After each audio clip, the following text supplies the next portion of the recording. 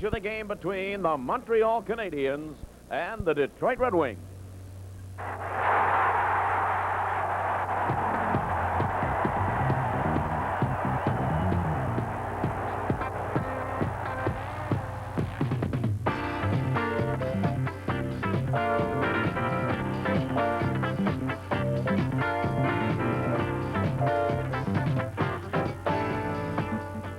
Detroit Red Wing Hockey is brought to you by your AMC and Jeep dealers, home of the AMC Concord, Pacer, Spirit, and Jeep vehicles. And by Labatt's. For beer at its finest, call for Labatt's. And by Bank of the Commonwealth, trying hardest to help. And by Little Caesars, a winner any way you slice it.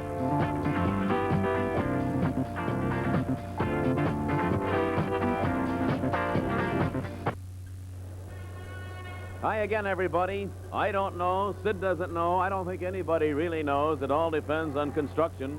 This could well be the last game that is ever played here at the great old Olympia Stadium in the Motor City of Detroit, and if it is, it's going to hold a lot of fond memories.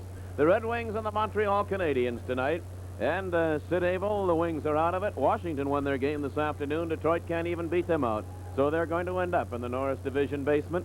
But one of the big things that's going tonight will be that battle between Guy Lafleur and Brian Trottier, though they are 1,000 miles apart. Well, the battle for scoring, Bruce, and the battle between the Canadiens and the Islanders to find out which team has the most points overall. In case they get into the finals, the team with the most points would have the home advantage in the final series.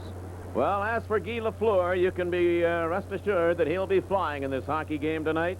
Last night, when the Canadiens just clobbered the Washington Capitals, Lafleur a total of 5 points the last I checked. And tonight, he will go into the game trailing Brian Trottier by only 3. Trottier with 132 points and Lafleur with 129. The Islanders tonight at Madison Square Garden in New York to play the Rangers, a game that starts about a half an hour after this one here at Olympia. Marcel Dionne, as we're talking about that individual scoring race, finished his season last night.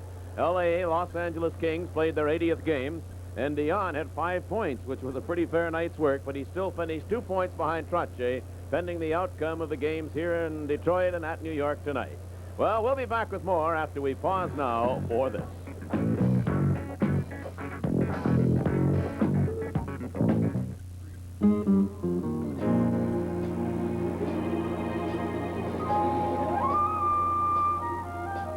Dreams fly by on a blue winter sky.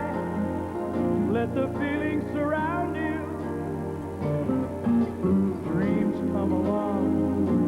This is where you belong. Let the feeling surround you. Take a while and share a smile. Snowy afternoon. This magic winter moon.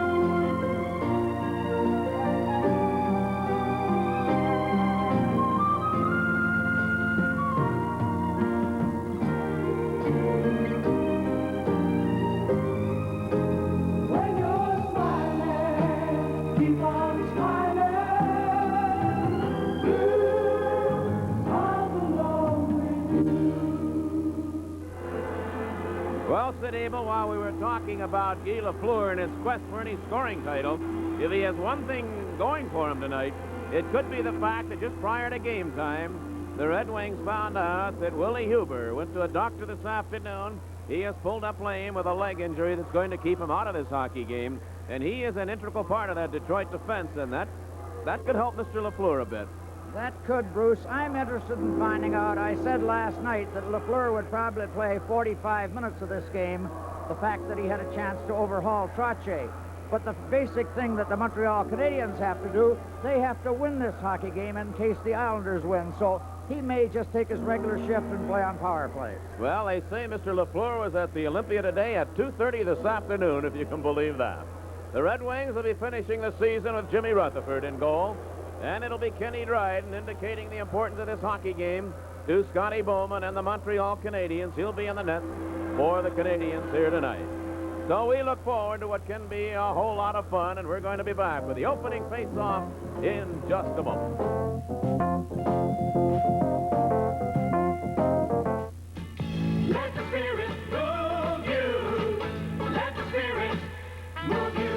new excitement in small cars, AMC's new Spirit DL. Let the spirit move you. Let the spirit move you. Sporty looks, corduroy bucket seats, and a sleek instrument panel. American Motors has the Spirit. Let the spirit move you. See all the new AMC cars for $79 at your Metro Detroit AMC dealers. What do you get with your interest from most banks when you deposit money? Next. What do you get with your interest when you deposit money in Bank of the Commonwealth? I got a piano. I got a piano. I got these tools. I got a watch. At Bank of the Commonwealth, when you deposit as little as $1,000 in a 7-year, 7% time certificate, you'll not only earn big interest, but also a big bonus, some bigger than others. Trying hardest to help. That's the Bank of the Commonwealth. Oh, Canada, our home and native land, true patriot love in all thy sons command. With glowing hearts we see thee rise, a true north, strong and free. And stand on guard, O Canada, we stand on guard for thee. Et a valeur de votre paix protégera nos foyers et nos protégera nos foyers et nos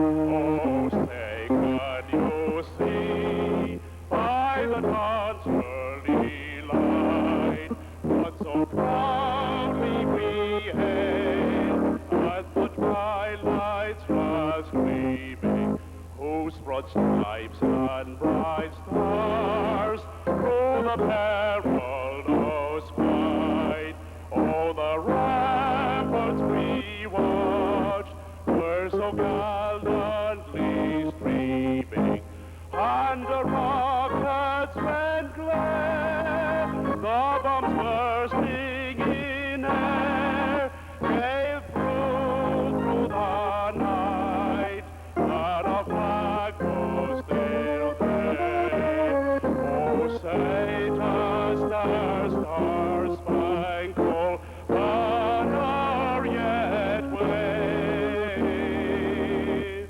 Oh, the land of the free and the home of the brave. And the two teams out onto the ice. You have heard Jim Albertson with the national anthem. It'll be Kenny Dryden on the right of the screen in the nets for Montreal, and Jimmy Rutherford, who has played extremely well over the latter part of the season. In the net again for the Red Wings, it was Rogie Vachon who played the game last night. The Wings lost 4-3 to the Pittsburgh Penguins, but it was not Mr. Vachon's fault by any means. Matter of fact, 2 of the goals went in off Red Wing players. So Detroit will start the hockey game with Paul Woods at center ice, Golduck on one wing and Libet on the other, with Perry, Miller, and Larson back along the defense. And Lafleur is out to start the game with Mondeau and Gainey. This is Serge Savard clearing it ahead. It's dumped into the Detroit zone by Pierre Mondeau. Rutherford in behind his goal, cleared it along the boards. It's up along the glass, caught in the pads, and the play will stay in the Detroit end to the left side of Nick Libet. In the intermission of the first period, they will have a brief awards ceremony here. Presentations to some of the Red Wing players. We'll be talking to the general manager of Olympia Stadium, vice president of the Red Wings, Lincoln Cavallari, about next year, where this hockey club will be playing. And Ted Lindsay will be joining Sid Abel in the second period, or the second intermission. Now Lafleur played it right back into the Detroit zone, in behind his own goal. That's Perry Miller who cleared it, and it came out center ice, and back after it, Larry Robinson. Now to Savard. Nick Libet checked there by LaFleur. He turns it off to Larry Robinson. Robinson back along his own blue line, and here's Gainey moving it into the Detroit zone with a shot. He fired it way wide. Paul Woods goes in after it. Now Paul Woods, a long pass too far for Libet, and it went right through Savard, and they waved off the icing. The referee is Ron Wicks. Ron Finn and Don Koharski are the two linesmen. Puck fired back into the Detroit zone. This time there will be an icing, as Miller is back to touch it, and the play will come back into the Montreal zone. And I'll tell you right now, the Red Wings are skating set. Yes, and this crowd is going to set the tempo for this game. They're up and cheering right from the opening faceoff. And, of course, most of the eyes are going to be on LaFleur to see just what he does. And it's going to be interesting, Bruce, when they post the first score coming out of New York as to what the reaction will be. We'll find out how many of these fans are really following the race. Actually, it's a shame that game starts a half an hour after this one. Now it's Netamansky giving it off to Dale McCord. He was checked, and the puck came out center ice. John Hamel played it off the boards to Danny LeBratton. Out on the right side, Netamansky couldn't get to it. At center ice, Mario Tremblay turned it back in to Guy Lapointe. Lapointe handing it off to Engblom, and the Canadians start out. Out on the right side, Tremblay. Tremblay's pass to Riseborough. Riseborough tried to center it. It went off to the side of the net. They've taken it along the boards, and Dale McCord starts LeBratton now. Danny LeBratton with Netamansky on the right side. The two of them over the line. Here's LeBratton.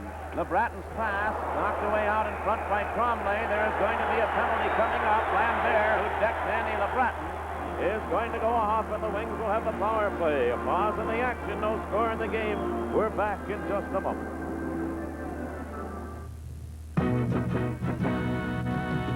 Little Caesar's Pizza, nobody loves it like a kid. Fun to eat, nobody loves it like Little Caesar's Pizza. Nobody loves it like my favorite treat. Nobody loves it like a kid, Little Caesar's Pizza. See your local TV book for a free pizza coupon. Montreal Canadiens, Yvon Lambert picks up a boarding penalty. 1 minute, 52 seconds, and so the Red Wings will have the odd man now. They stay out with McCourt, LeBratton, and Netamansky, Reed Larson, and Perry Miller. Doug Jarvis, number 21, wins the face-off, and Serge Savard backhands it back out to center ice. Jarvis giving chase to it, so Perry Miller hands it off to Larson. Ahead to McCourt. Now Dale McCourt checked right there, and Savard wheels it into the Detroit end. Larson back after it. Here now Perry Miller coming out. Miller making his way out center ice with a pass to Larson. He sailed out over the top of the goal. McCourt in off to the rebound. Now that's Danny LeBratton. It bounced away from him. Savard takes it. He's being checked there by McCourt. LeBratton got a stick on it, couldn't control it. It was kept in. Here now a chance for Netamansky with a shot. And it was partially deflected by Bob Gainey. And the puck driven back into the Detroit zone. 1 minute and 12 seconds left in the penalty to Lambert. Now LeBratton deep in his own end. A long pass coming out to Netamansky. Center ice to Larson. Off to McCourt. Dale McCourt back to Larson. Here's Reed Larson turning at the line, and he tried to set up Netamansky, but Savard broke that up. Now Savard handed it off to Tremblay. Mario Tremblay just dumps it in behind the Detroit net. Back after it, Perry Miller. 45 seconds of the penalty time remains. Still the early moments of the hockey game as Reed Larson turns inside his own blue line. Now that's Perry Miller ahead to LeBratton. Danny LeBratton hands it off to Saint Laurent, and he was checked by Savard again. And it's driven down the ice. Rutherford grabbed it off to the side of the goal. 25 seconds left in the penalty. Harold Thompson, Saint Laurent ahead of him. Saint Laurent over the line. Polonich coming in, and the pass didn't get through to him. Polonich dumped it into the corner. He and Lambert go in after it. Polonich battling for it. And Lambert sent it to the line, not out, but it did deflect out to center ice. And Larson is back after it. And the penalty is now over, and Lambert coming back on. Larson moves into the Montreal zone. Larson in behind the net, played it out in front. Saint Laurent takes it. Andre Saint Laurent trying to turn away from Lambert. That puck is loose. It came back toward the line. Miller held it in, but his pass knocked away, and Larry Robinson drives it down the ice. There'll be an icing call as the Wings are back after it. In just a moment. Hello, I'm Charo. I want to show you what happens when you take your car to make auto painting and body works. We pound out bumps. We sand the body. We mask the chrome. We make your car sparkle. They let you pick out your own color from thousands of choices. And you get your car back fast looking Gucci. So get a quality paint job at Mako. There are hundreds of Mako locations coast to coast and in Canada. Look for the one nearest you. Paul Woods is centering Nick Libet and Danny Bolduc for the Wings with Hamel and Greg Jolly. That shot by Hamel knocked away by Dryden. Lafleur is out there again. The play stays in the Montreal zone. Engblom steering it over on this side. Hamel couldn't hold it. It goes the length of the ice, and they're going to whistle it down for another icing. And the play comes right back into the Canadian zone. And the Wings are putting pressure on. The power play, the Wings haven't scored in their last 14 attempts, but the power play appeared to be fairly good. They moved the puck around fairly well, but for one reason or other, when they were in position to shoot at the net, they tried to make passes instead of making Dryden come up with something. Referee Ron Wicks was over talking to Scotty Bowman, who more or less motioned him over there, questioning the call a moment ago, I believe on the icing. It looked as if Hamel could have played it, but they whistled it back into the Montreal zone. Now Larry Robinson goes in behind his own goal. His pass coming out to Lemaire. It's Lemaire's shot on Lafleur. Lemaire took the long shot. Rutherford knocked it away. And coming in after it, Greg Jolly. Now Jolly ahead to Nick Libet. Here's Libet driving it into the corner. Larry Robinson picks it up, goes in behind his own goal. Now it's Guy Lafleur moving out with Lemaire. Shot on the left side. Jimmy Rutherford let it go to the corner. Lafleur bumping there with Jolly. Paul Woods picks it up. They whistle the play down, and they whistle it for an icing, but the referee also had his arm up in the air. And he may be, no, I guess he's not. He's just going to bring it back in. It's an icing call. You don't see a referee throw the right arm up too much, an icing call. Well, I believe he was probably the only one who realized that the play had been made from inside the Montreal blue line, and when Lafleur raced in, he didn't play the puck, he played Libet rather than the puck. So had he touched the puck, there wouldn't have been an icing, but he played the man instead of the puck. Bouncing out to center ice now for Greg Jolly. No score in the game. We've played a little more than 5 minutes of the first period. Now Greg Jolly at his own blue line. Dumped it ahead for Nick Libet. Here's Libet driving it into the corner. Bolduc trying to get through. Larry Robinson had him all tied up. And the play went in. Offside. No, they held it long enough. Faceoff stays deep in the Montreal zone. Super 6 Tire Centers brings you moments to remember. Who was the coach of the Detroit Red Wings when they won their last Stanley Cup in 1955? You know? I know, yes. Face-off will be to the left side of Ken Dryden. Puck dropped unfairly, so they'll go through it again. Jacques Lemaire in against Paul Woods. It came back toward the line. Jolly holds it in. Into the corner now for Nick Libet. He and Engblom battle there. Woods dug it away. Back on the line for Jolly. His shot was blocked. Lafleur moving out. Here's Guy Lafleur. And he's turned around, dumped to the ice by John Hamel. And Hamel starts right back. Hamel moving into the Montreal zone. Libet's pass, though, broken up by Schutt. Now Schutt coming back into the Detroit end with a shot. It went wide. Lafleur goes along the boards. Bolduc gave him a whack. And the puck fell in along the boards a second time. Schutt got it loose, but it's Paul Woods who dumped it out. Danny Bolduc played it back into the Montreal zone, and Bolduc really belted to the ice by Larry Robinson. He's going to get a penalty. John Hamel comes after Robinson. Robinson really wound up and took Danny Bolduc heavily into the boards. He's going to get the penalty. And he certainly deserves it. He really charged. And John Hamel came in after him. Bolduc took a little deflected puck right at center ice. He was onside, and Robinson really charged, got his elbow and stick up into his face. So he'll go off for charging. A pause in the action. We'll be back in just a moment. We'd like to compare the new Spirit from American Motors to the new Chevette. Although the Spirit costs $5 more, the Spirit's longer, and that's important for a smooth ride. The Spirit's also wider, so you get more front seat comfort. And the Spirit's covered by AMC's Buyer Protection Plan, the only full 12-month, 12,000-mile warranty in the industry. The new AMC Spirit. The difference in value is enormous. The difference in price is only $5. Kind of tough to figure that one out. Larry Robinson really isn't that sort of a hockey player. He has only 31 minutes in penalties. Good, strong, tough defenseman. Well, he was caught out of the play, Bruce, and I think he was a little mad at himself, probably, too. Now Reed Larson's shot deflected all the way down the ice by Jarvis. Robinson for charging at 6:05. Detroit with their second power play chance. Still no score in the game. Andre Saint Laurent sending it out to Larson. Now Reed Larson's pass knocked away by Bob Gainey. Larson went back after it. Gainey knocked him off the puck. They take it in along the boards. And it's held for a face-off, and now sticks come high. Larson just moves away from it. This is going to be a spirited hockey game by all indicators right now.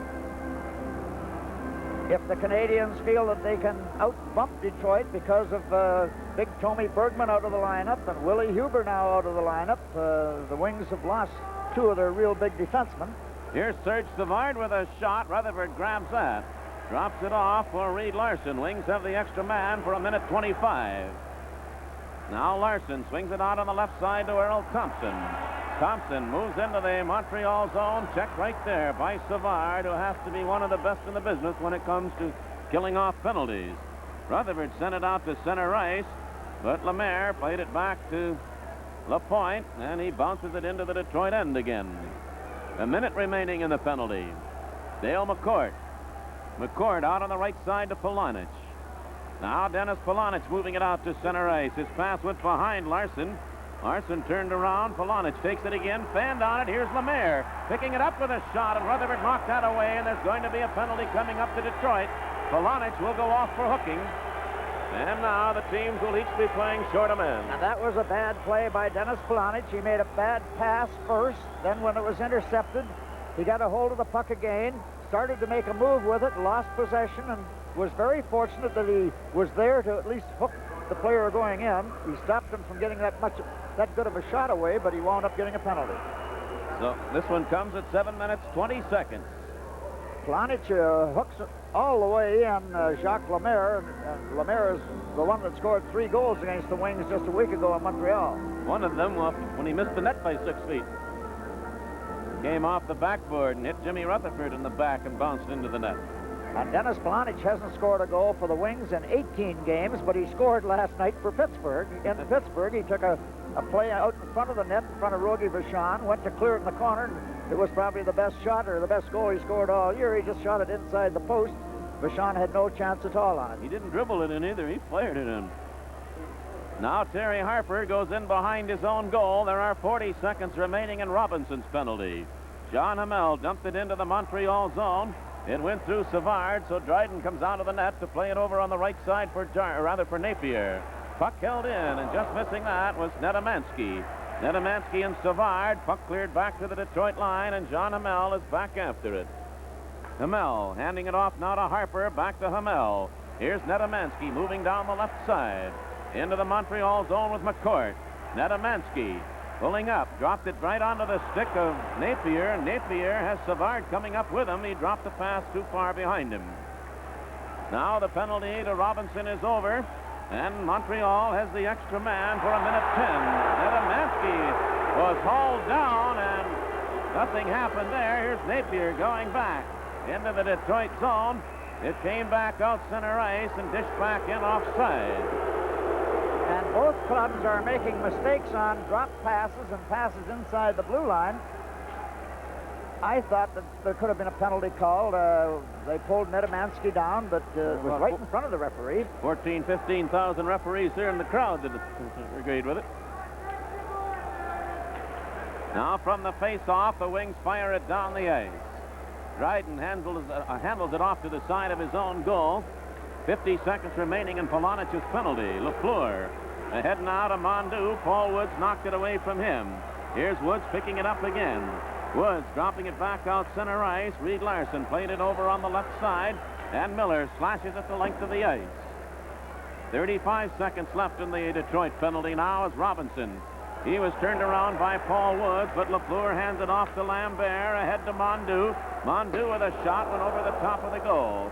Steve Shutt goes into the corner along with Miller. It came loose to Shutt. He fired the shot. The save made by Rutherford. Now here's Lafleur with a shot, and it was blocked by Perry Miller. Play goes into the corner. Shutt firing it along the boards. Lafleur trying to hold it in. He does, turning around with it. Now is Shutt again. Here's Steve Shutt. Shutt still working with it. Gave it back now to Larry Robinson. Off to Lafleur. Penalty is over now, and back on is Polonic. Now it's Andre San Laurent. Lafleur dumped Perry Miller as he was moving down the ice. Here's Mondu coming back. Pierre Mondu took a shot way wide. Puck came off the boards, out to center ice. And everything being called a moment ago, now everything is going.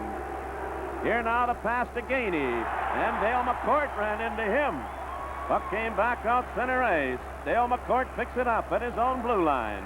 His pass knocked away by Gainey. Bob Gainey played it in, but they whistled it down offside. We'll be back in just a moment. It's special. That looks really nice and cool. It's special. Tastes the best special time. Looks refreshing. I can tell you, it's got a Labatt's taste. Yeah? And it's a real Canadian taste. Has it got body? That's it. It's got body. It's special. Tastes the best special time. And yet it has less than 99 calories in a bottle. It's special. Tastes the best special time. No score in the hockey game. We have played now 10 minutes of the opening period, and it's been a good one. Montreal Canadiens and the Detroit Red Wings. Greg Jolly turned around, played it ahead to Dennis Polonic. He's checked by Pat Hughes. Here's Gainey. Gainey played it to the side of the net. Rutherford cleared it to the corner. Errol Thompson went in after it. He and Guy Lapointe will hold it to the boards. A face-off to the left of the Detroit goal.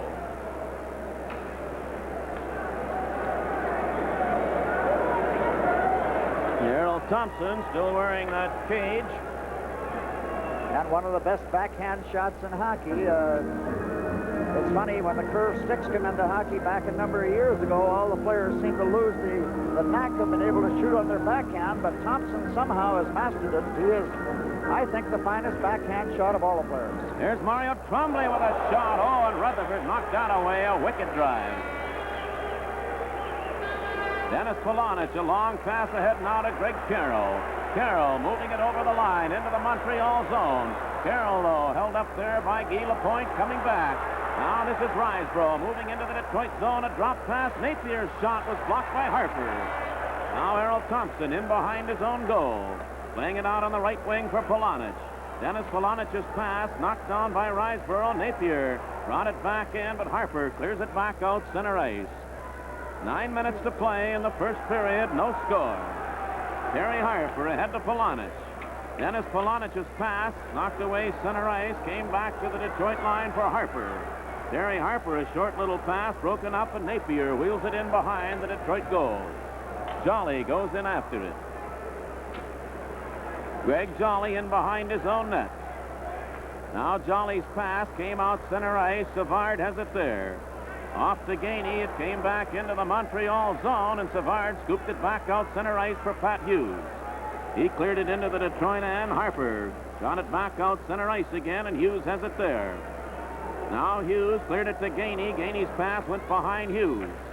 Jarvis, the long shot, knocked away by Rutherford, taken by Nedomansky. Nedomansky's pass off Errol Thompson. They take it to the boards and hold it there. Face off in the Detroit end. The pause in the action, no score in the game. We're back in a moment.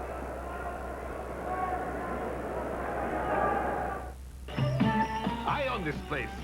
But tonight, no more work. Tonight is celebration, because tomorrow I go back to Greece. You know how? Because my friends at Bank of the Commonwealth, they helped me to start this place when other banks do not. Now, I go back to Greece, and my cousins, they think I am big shot. I am not big shot, but at Bank of the Commonwealth, they treat me like a big shot. Big shot. Trying hardest to help. That's the Bank of the Commonwealth. Wings with Danny LeBratton and Nedemansky on either side of Dale McCord. Here's Larry Robinson, and he's shot wide. Puck taken off the boards by Jean Hamel. He dumped it out center ice. It slides back into the Montreal end, and back after it, Savard. Now Serge Savard playing it back into the Detroit end. It goes right to Rutherford. He steers it off for Reed Larson. Larson circles. Now Larson ahead to Nedemansky. Ned hands it off to McCourt. LeBratton on the left side. Danny LeBratton going into the corner. Played it to the opposite corner. And it's taken there by Gainey, who shoots it down the ice. And this time there'll be an icing call as Hamel goes back after it. And the Canadiens have been icing the puck with some regularity. Hey, hockey fans, during this break in the action, just say, I'd rather burners. Whatever you do, don't get caught with your burners down. Canadians are icing the puck, Bruce. They're trying for what they'd call a quick breakout of the zone. The Wings are moving everybody into their zone, and they're hoping they can trap a defenseman inside the blue line. Well, LaFleur is back out there now with a line of shot and Lemaire. That's shot by Larson. Oh, and Dryden had to come up with a big move on that as Larson unleashed it. Now this is Guy Lapointe moving it back out for Montreal. Lapointe playing it into the corner. It caroms in behind the Detroit net with Rutherford in after it. Jimmy Rutherford handing it off to Hamel. Nick Libet starts Paul Woods out with a good pass. Now over on the right side, Bolduc. Danny Bolduc trying to work around Engblom. He did. He got right out in front, but Engblom went down and knocked it away. Big play by Bolduc and a good one by Engblom.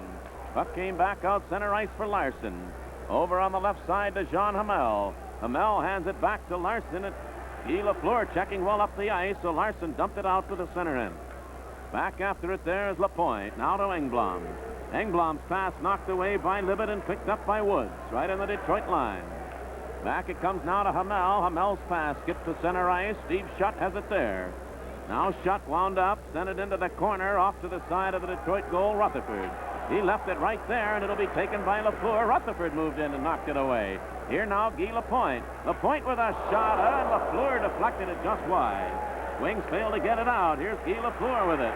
Lafleur in front with a shot. Rutherford grabbed that. What a save he made on that one. Woo! There's glove action for you. He just threw that big glove up. He bobbled it a little bit, but it was going right up in the corner. Lafleur doing what he does best. He knocked the puck down right at the blue line that Danny Bolduc bobbled. He turned around, took a little zip pass there. Little dipsy-do. He's using a screen, and it's going right up in the corner. Jimmy got the glove up, bobbled it, picked it off before it went over his shoulder. 6 minutes, 20 seconds to play in the first period. No score. Face off to the right of the Detroit goal. We have Greg Carroll now between Polonich and Errol Thompson. The two centers, Risebrough and Carroll, waved out. Lambert came in, won the draw. That shot by Robinson off the side of the net.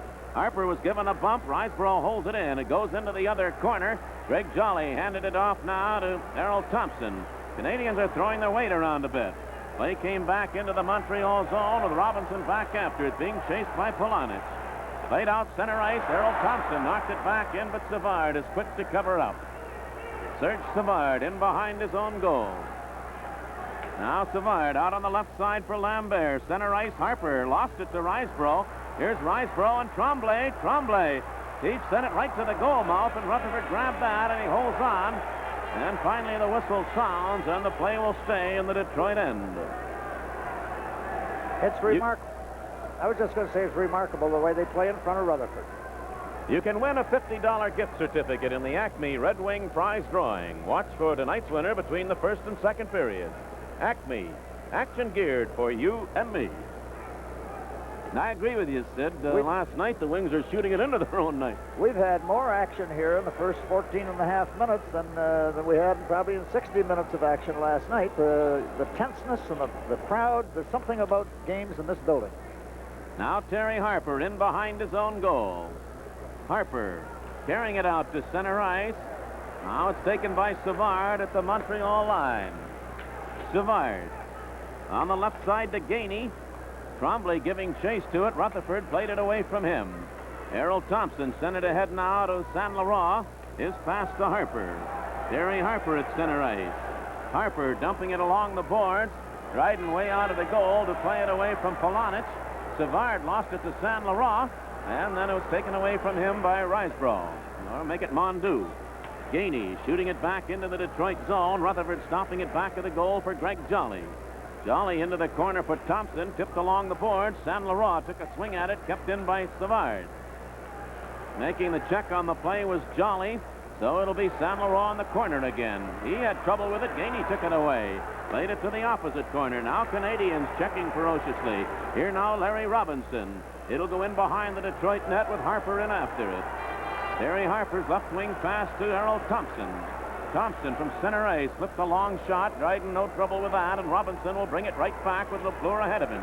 Here's Robinson tearing over the line. Larry Robinson. He handed it off to LaFleur, who didn't seem to be expecting it. Now the Wings are 2-on-1. Dale McCord and Nedemansky. Dale McCord over the line with a shot. Dryden to save another shot by LeBratton, and Dryden came up with two great saves on McCord and then Danny LeBratton. Well, Dale McCourt made the right move. The fact that Savard backing up gave him a lot of room, he went in. Dryden come out, cut the angle off. A little play that was knocked down right in front by Larson comes out. This is a great play. There's all three, Nedemansky, LeBratton. McCourt's got a good area to score. LeBratton had the good rebound chance, but Dryden hung right tough.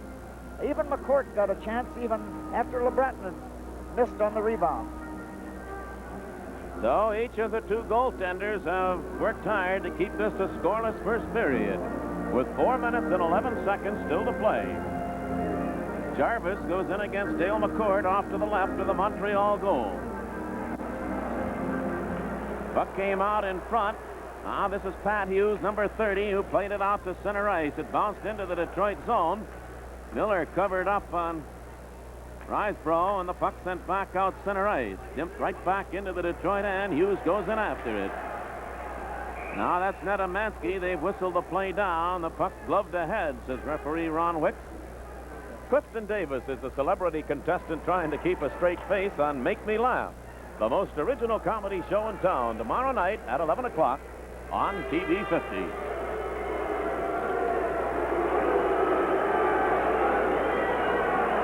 So the big line of Lemaire, LaFleur, and Steve Schutt back out for Montreal with Lapointe and Engblom. And the Wings stay with Dale McCourt at center, but Libet and Paul Woods there. McCourt did his job. He won the face-off.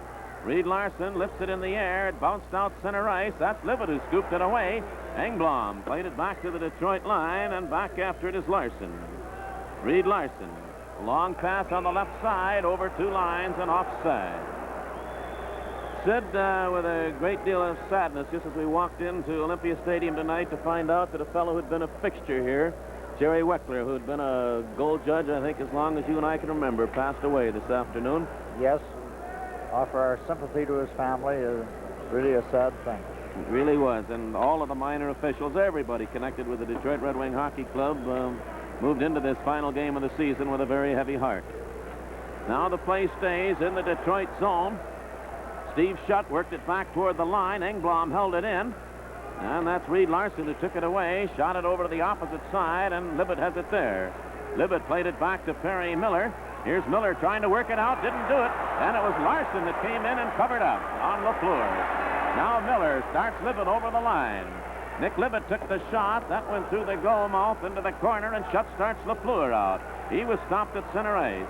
It's taken now by Lemaire, taken away by Libet, off to Danny Bolduc. Good move away from Gainey. Bolduc with a shot. Oh, and Dryden had to move sharply on that, and he sent it up into the crowd. The game remains scoreless, and we'll be back in just a moment. Get ready for the action. Get set for the speed. Go for the fun. Wolverine Harness Racing is back at DRC. Come on, watch the world's top horses and drivers on North America's fastest mile track. It's easy to get to DRC. Just take the Jeffries Freeway to the Inkster or Middle Belt exits. The action starts at 8 p.m. every night except Sunday. Wolverine Championship Racing at DRC. Fun, you can bet on it.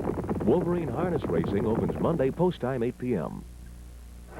Face-off will stay to the left side of the Montreal goal. Dennis Polonich, San Laurent, and Errol Thompson now the forward line of the Wings with Hamel and Harper. Jarvis has Hughes on one side, Gainey on the other for Montreal, Larry Robinson and Savard.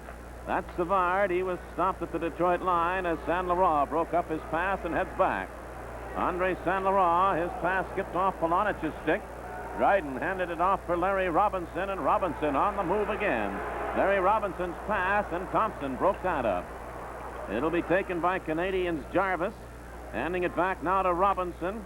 Savard dumping it into the Detroit zone. 2 minutes, 10 seconds to play in the first period. No score. Terry Harper, left wing pass. Thompson sent it to Saint Laurent, but not out. Engblom played it off to the side, rather Hughes off to the side of the Detroit goal. That's held in there by Jarvis. His centering pass knocked away by Jean Hamel. Now Saint Laurent, long pass on the right side, too far for Polonich. Savard handing it off to Robinson. Larry Robinson to Gainey. Gainey ahead now to Hughes. Pat Hughes at center ice, shooting it in behind the Detroit goal. Out on the right side to Terry Harper. That was Mondu, came chasing in after it, but the Wings get it back out center ice.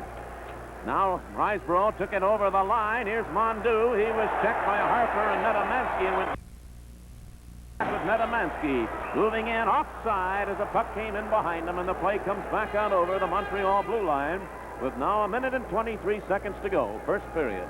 And what a period it has been. Both clubs are getting the body into one another, either blue line. And let me tell you, this Dryden has come up with a few saves. Bolduc has had 2 opportunities. Larson whistled a shot that he had to move real quick on. And McCord and LeBratton, of course.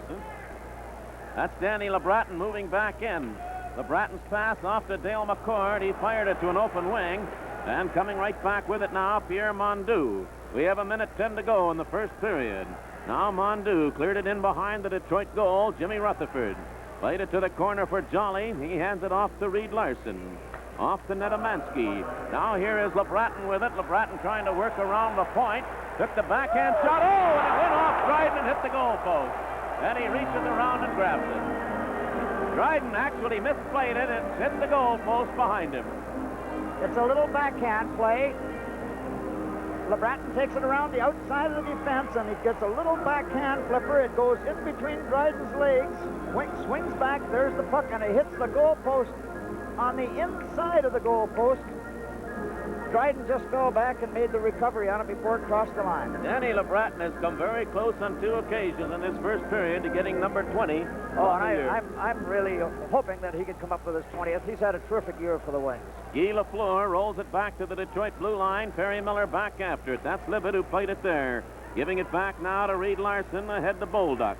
Danny Bolduc lost it. Turning with it is Steve Shutt. Now Lafleur over the line. His shot blocked by Perry Miller, and Lemaire brought it back in offside. Again, between the first and second periods, we'll be talking to the general manager of Olympian, a fellow who is looking forward to the Joe Louis Arena, I know, Lincoln Cavallari. And we shall also have the award ceremonies being conducted on the ice level. Here now, Reed Larson moving out center ice, a long pass, bouncing into the Canadian zone. Dryden came out to play it away from Libet. That's Lafleur. He worked it away from Woods at center ice to Steve Shutt. 20 seconds to go in the period. Savard turns. Hands it back now to Guy Lapointe, ahead to Shutt. Here's Steve Shutt moving with it. Broken up, Paul Woods. He lost it at the line. It's Lapointe with it. 8 seconds to play in the period. Savard. Serge Savard's going to let time run out. As he took a glance at the clock, he dumped it into the Detroit end as the buzzer goes to end what has been a good, solid period of hockey. And so that's the end of the first period with a score. Detroit nothing, Montreal nothing.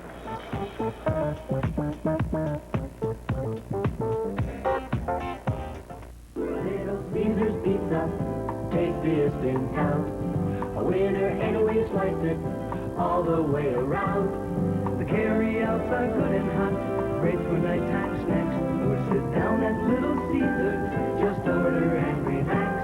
If you want variety, there's a family in for you. It's a winner, come in and see Little Caesar's. See your local TV book for a free pizza coupon.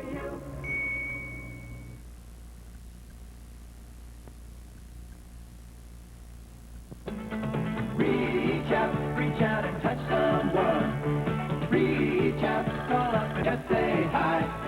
Henry's their jet-set daughter. People who love you, waiting for you to call up and share your day. Reach out and touch someone. hope for a see you in San Diego then. Reach out and touch someone far away. Give them a call. Parts Plus, the sign of quality parts, competitively priced, plus the kind of service you can count on. Why do you buy from Parts Plus? They're there when I want them with the parts I need. Quality. With Parts Plus, I know I'm getting the best. We've got a wide selection of hard-to-find parts. We get the answers that help us do it right. Look for auto stores displaying this sign. Parts Plus, for automotive name brands you trust. Can I offer you a Coke, sir? No. 7-Up, some coffee? No. Something a little stronger. No. I'd rather Werner's.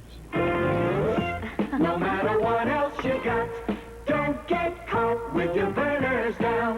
Wherever you're going, it's nice to know Werner's is there. Nothing can replace Werner's mysteriously refreshing taste. Absolutely nothing. Don't get caught with your Werner's down.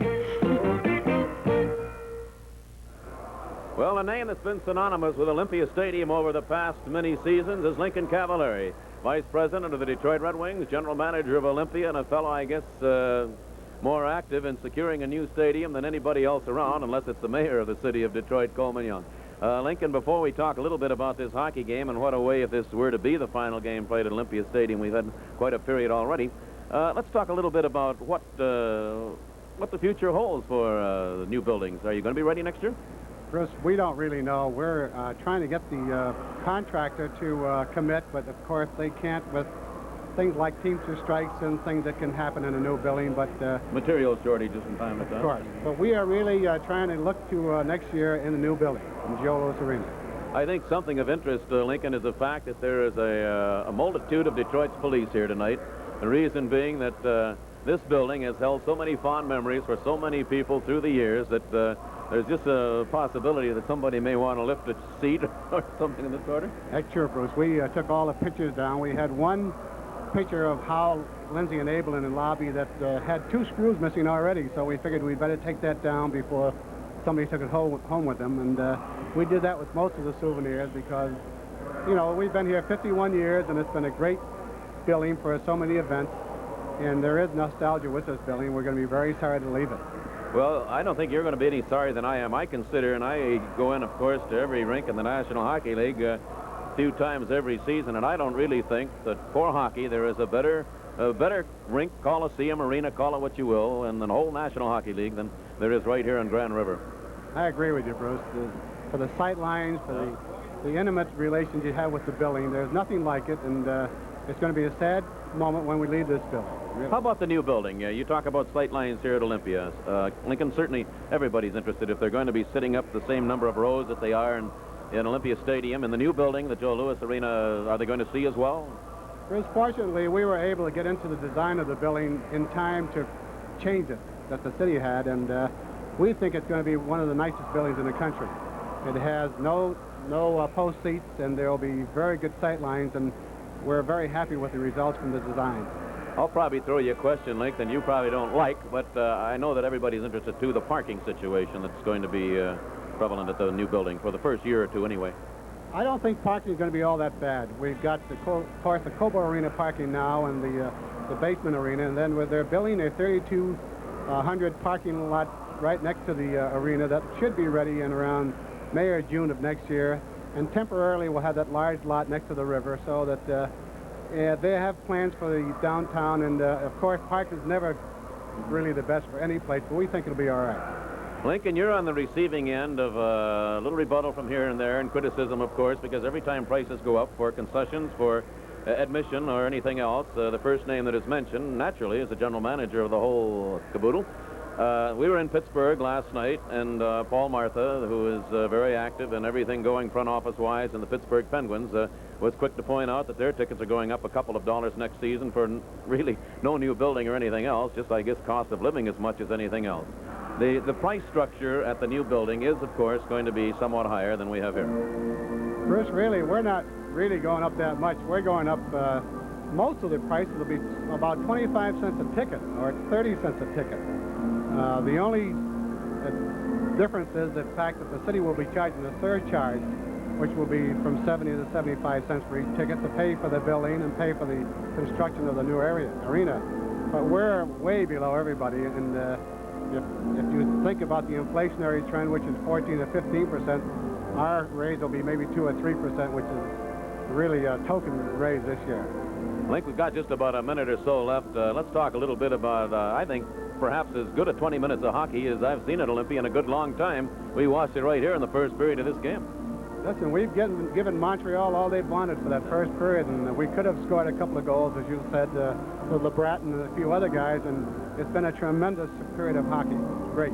You must be gratified by the crowds that have continually showed up this season. You broke a record that was set just a year ago. This, of course, came about because there was an addition of boxes and so forth over the last few years. But a team that has had their problems this year is going to end up in last place in the Norris Division and yet breaks attendance records.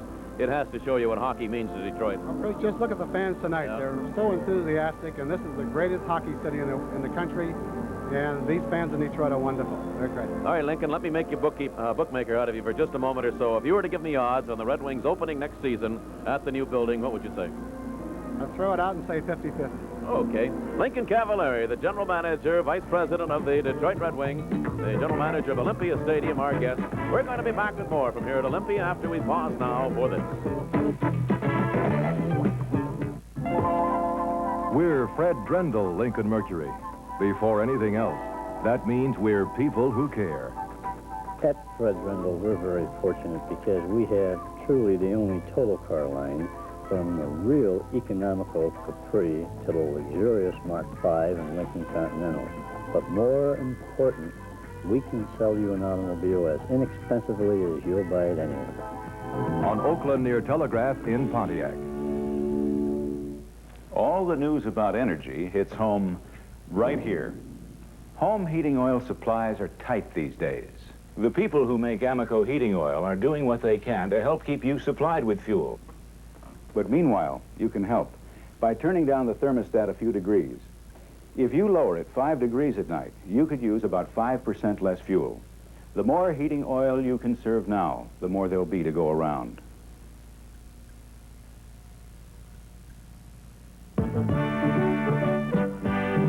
The great search for a bigger, better hot dog is over because Pesky has it. Pesky's Great American Hot Dog bursts with flavor. Flavor that actually won an independent taste test by almost 2 to 1. In regular or a new super size that really fills up the bun.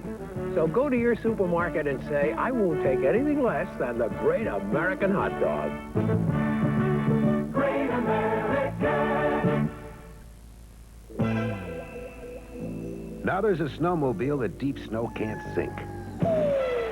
Kawasaki's new Drifter, with a special chassis that bites deep as snow can get to give you trailblazing performance. Kawasaki Drifter's an awful lot of snowmobile for not an awful lot of money. Kawasaki Drifter.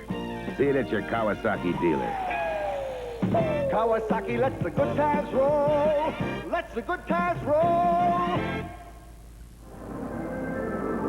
Our guest receives from Panasonic a 6-band radio, including FM, AM, and public service band.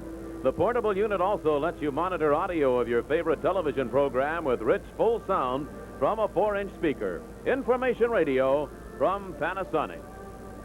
So we say hi again, everybody. Bruce Martin with you, along with Sid Abel, from here at Olympia Stadium with our final telecast, the final game of the Red Wings' 1978-79 season.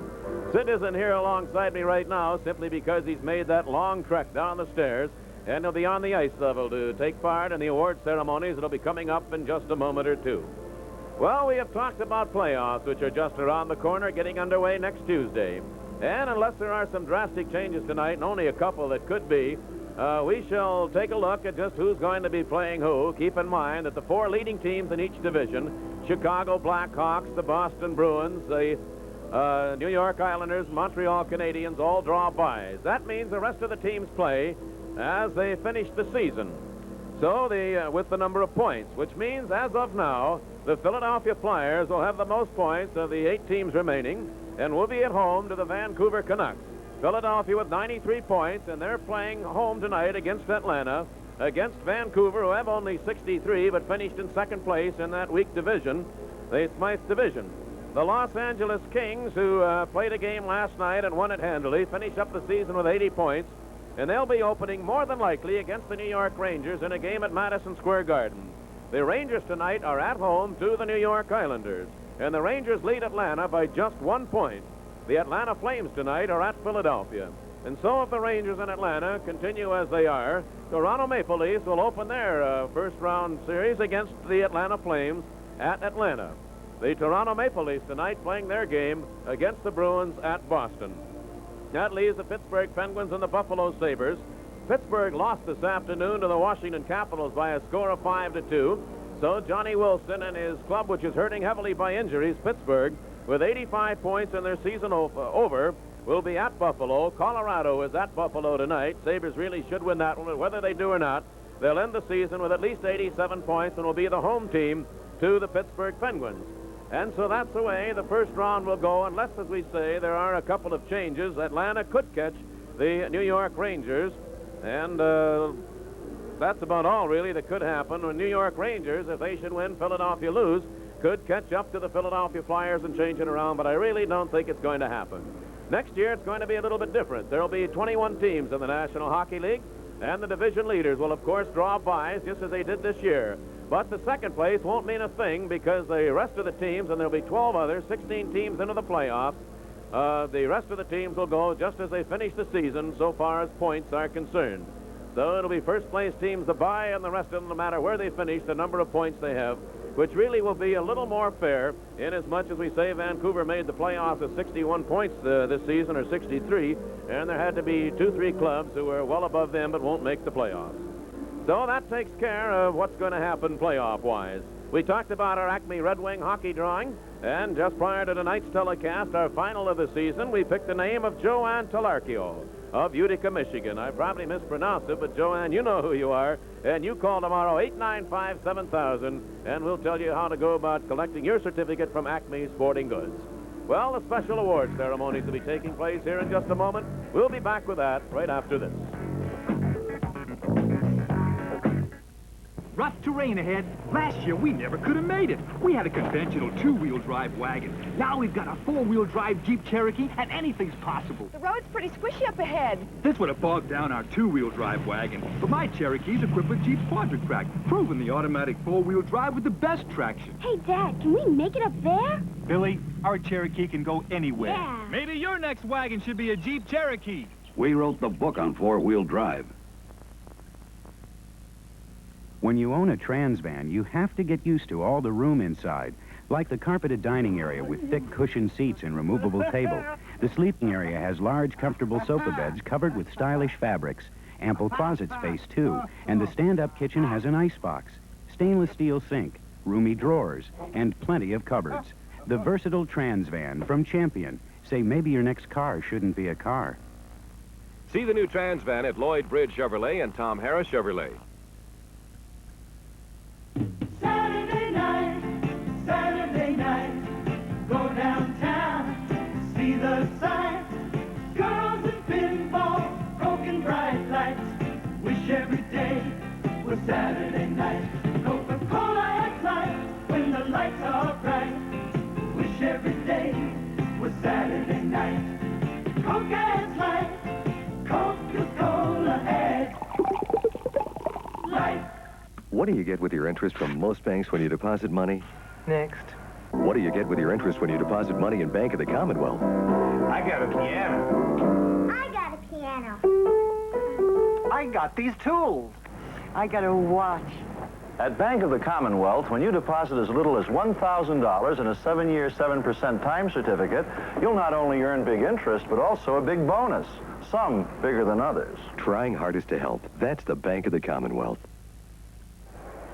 After one period of play here at Olympia Stadium, the Red Wings and the Montreal Canadiens, each with 8 shots on goal and no scoring, and each goaltender coming up with some key saves, and we had just a heck of a well-played first period. Montreal with 2 minor penalties and the Red Wings with 1.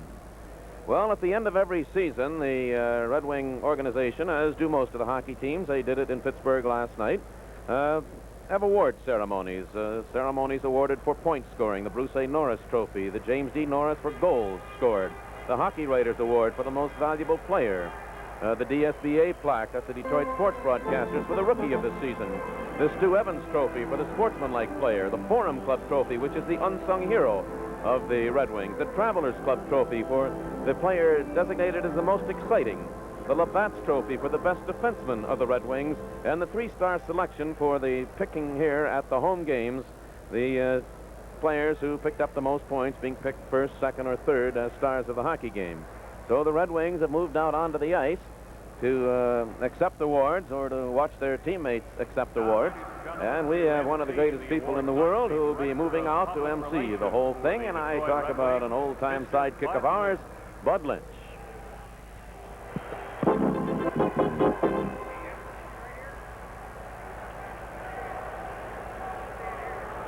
So while Bud is turning around to welcome the rest of the dignitaries out onto the center stage, he'll be making the introductions, and I think that we shall have a sufficiently good pickup that you might understand everything that's going on. So here he is, Bud Lynch. Good evening, hockey fans, and welcome to the 1979 Trophy Night. The Bruce A. Norris Trophy for the most points this season is presented by the Hall of Famer, Sid Abel, to number 20, Ned Amansky.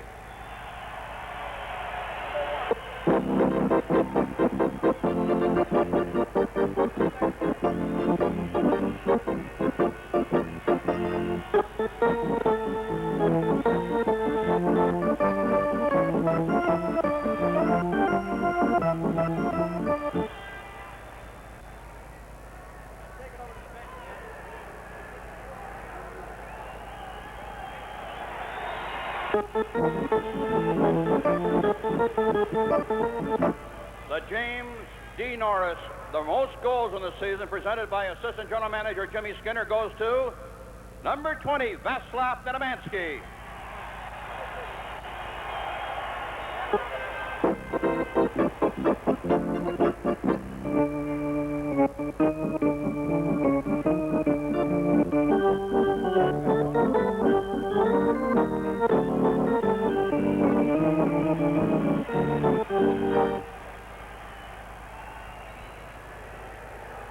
The Detroit chapter of the NHL Writers Association Most Valuable Player Award, presented by the Writers President, the Detroit News hockey writer Vardan Kapelian, goes to number 20, Václav Nedemansky.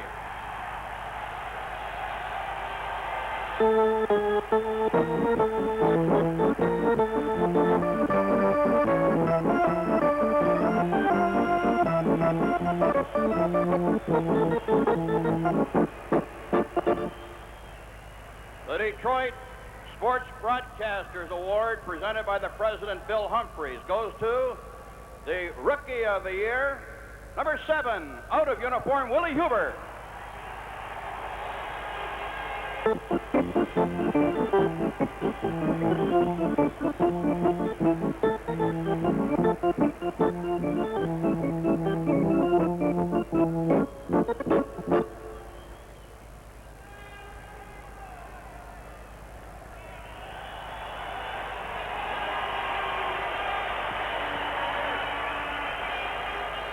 The Stu Evans Trophy, most sportsmanlike, presented by the past president of the Red Wing Alumni Association, Jimmy Peters. It goes to number 15, Paul Woods.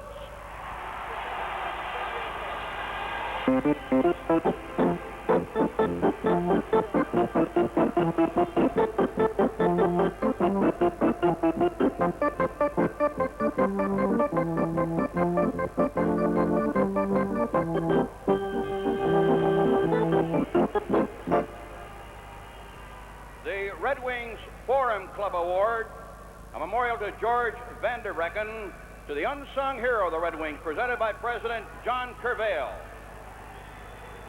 Number 5, John Hamel.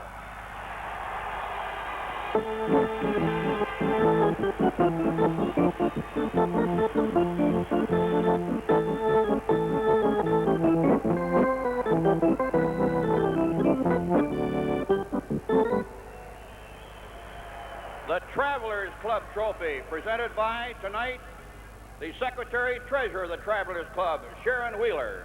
It goes to, in the true spirit of the Wings, to number 14, Nick Libet.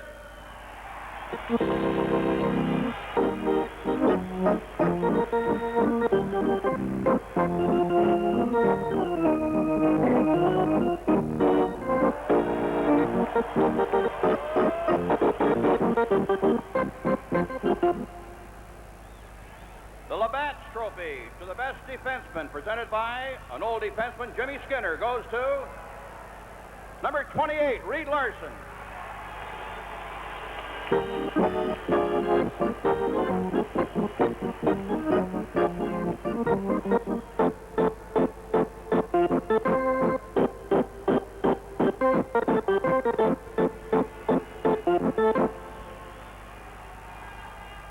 The three-star selection awards, the players honored in all the home games.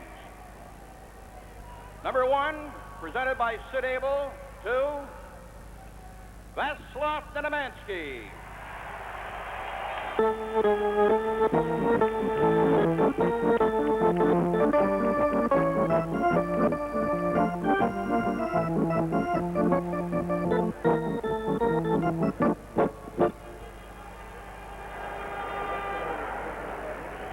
And in a tie for second award for the stars of the home games, with Jimmy Skinner and Jimmy Peters making the awards to Jimmy Rutherford and Errol Thompson.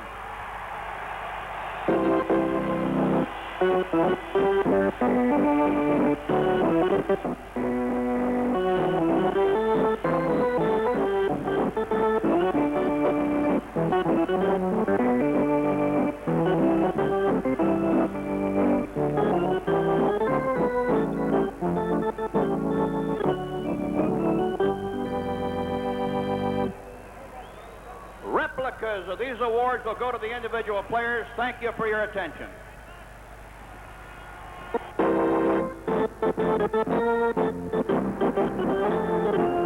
And so the presentations, as you heard them, the Bruce A. Norris Trophy for the most points on the season, and Václav Nedemansky with 38 right up to this time wins that sort of hands down. Sid Abel presented it to him, and then Nedemansky moved right back there to take the James D. Norris Trophy for the most goals. I said points. Ned has 73. Dale McCord has 70. In the goal department, that's where Nedemansky has his 38. Then the Hockey Writers Award, awarded by Barton Kapulian of the Detroit News, went again to Václav Nedemansky. So he was up there 3 times in a hurry. The Detroit Sports Broadcasters Association Rookie Award to Willie Huber, who was sitting out this game. He pulled up with a bad leg after the game played at Pittsburgh last night. Then we went on to the Stu Evans Trophy for sportsmanlike player. Jimmy Peters handed that to Paul Woods. The Forum Club Trophy, the unsung hero, to John Hamel, and I was glad to see John pick that up. The Travelers Club Trophy is the most exciting player to Nick Libet. The Labatt's Trophy is the best defenseman to Reed Larson, and then the overall 3-star selections, Nedemansky number 1 and Rutherford and Thompson tied for the number 2 position. Montreal Canadiens have come out now, and the Red Wings have been out, as you well know, for a while. Both teams will be at full strength as we get the second period underway. Each team had 8 shots on goal in the first period. We can look at a couple of out-of-town games. The Toronto Maple Leafs are playing at Boston tonight, and Toronto leads that hockey game by a score of 2-1. The Maple Leafs have been hurt a little bit. It was Anderson who scored for Toronto, and then Darryl Sittler, an unassisted goal. Marcotte got the only goal for Boston, and that is at the end of the first period. Toronto Maple Leafs 2 and the Boston Bruins 1. The game that we, of course, are very interested in is that being played at New York's Madison Square Garden. Brian Trottier and the Islanders against the Rangers. But we've had no score in that one up to this time.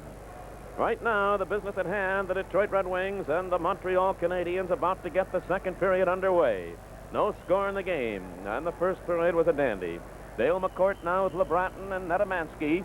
Along the blue line, Perry Miller and Reed Larson. That's Larry Robinson handing it off to Riseborough. Now to Tremblay, Lambert, the other Montreal forward. The puck went right into the crowd. So the face-off comes back out center ice. Each team with 8 shots on goal in the first period, and it was that evenly played a period. 8 shots doesn't sound like a tremendous amount, but each goaltender had to come up with some pretty big moves. Dale McCourt skating his way over to the Detroit bench as Guy Lafleur comes on, then so too does Nick Libet and Paul Woods, along with Danny Bolduc as a checking unit. So it's Lemaire, Lafleur, and Schutt. Terry Miller hands it back now to Reed Larson, ahead to Bolduc. Danny Bolduc kicked the puck away the first time. It came back to Larson. Now Larson ahead to Woods into the Montreal zone. He was checked right there by Lafleur. Coming back, Lemaire. Schutt over the line. Now Steve Schutt tried to work it away to Lafleur, but it was knocked away by Reed Larson. Larry Robinson hands it off now to Savard. He cleared it back into the Detroit zone. In behind his own goal, Reed Larson played it. Steve Schutt had a stick on it, failed to hold it. Here's Bolduc. A long pass, and that was Savard that ended up into the air. It went in offside into the Montreal zone. It'll come back out over the Canadian blue line. We have played now 49 seconds. There is a veteran hockey player. He wears the C for the Canadiens, Serge Savard. In a manner, he reminds me a little bit, though he's a different sort of a hockey player, of Willie Huber. Huber came on this year to play the sort of hockey in which he didn't really draw a lot of rays, but he played so steadily, particularly in the latter half of the season, and Savard does much the same.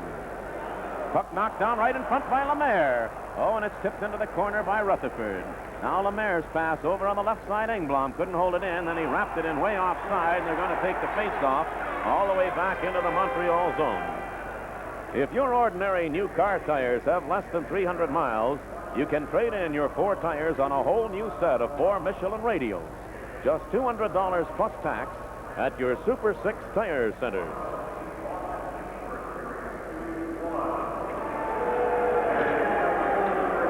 Face-off will be to the left side of the Montreal goal. Referee Ron Wicks has called a total of 3 minor penalties in the game. 2 to Montreal, 1 to Detroit. Andre Saint-Laurent now with Polonich on the right wing and Thompson on the left side. Miller and Larson still remain on the Detroit defense. Doug Jarvis has Hughes on one wing. And have to pick up the other one, Bob Gainey. They jam the puck in along the boards, hold it for a face-off, which will stay the rim of the circle to the right side of Ken Dryden. Now Hamel and Harper come back along the Detroit defense. There was some hitting in the first period, but it was reasonably clean, perhaps with the exception of Robinson when he picked up the charging call when he took Bolduc heavily in. Now this is Brian Engblom of Montreal. Engblom's pass broken up at the line, then went into the Detroit end offside. Gainey 2-3 feet over the blue line. Face-off comes back out over the Red Wing line. A minute and 21 seconds have gone by here in period number 2 with no score in the game. Jarvis in against Saint-Laurent. Puck comes back now to Guy Lapointe. Here's Lapointe clearing it along the boards in behind the Detroit net into the corner. That's Gainey clearing it to the opposite side. Harold Thompson couldn't hold it in. Now Jimmy Rutherford played it in behind his own goal. Rutherford handed it off to Saint-Laurent. He hit the back of the net with it. That's Pat Hughes, number 30. Hughes, he was checked by Hamel, and Saint-Laurent sends a pass out on the left wing for Harold Thompson. Terry Harper took a swing at Gainey. Gainey had given him a little shot, and the two of them are going to go off. And so we have a pause in the action. No score in the game, and we're back in just a moment. Some people say luxury is more important than gas mileage, while others say gas mileage is more important than luxury. American Motors says with the Concord DL, you can have luxury and good gas mileage, too, because Concord gets the best gas mileage of any American compact. No gas, just directions. And Concord is loaded with luxury extras like a Landau roof, individual reclining seats, and more at no extra cost. AMC Concord, luxury and the best gas mileage of any American compact. Bob Gainey and Terry Harper are off for roughing with the time of the penalties, 1 minute and 49 seconds. Sid, was the escalator working? Yes, thank goodness. Coming up, not down, eh? Now Larry Robinson moves in behind his own net. Each team playing short a man. Guy Lafleur, he's up front with Mondeau. Wings have Libet and Woods. That's Mondeau. He failed to get to the pass. Nick Libet takes it. Libet circling in behind his own goal. Out on the right side to Reed Larson. Larson center ice to Woods. Paul Woods has Libet coming up the left side. And he didn't hand the puck to him, so the play is offside. Will come out over the Montreal blue line.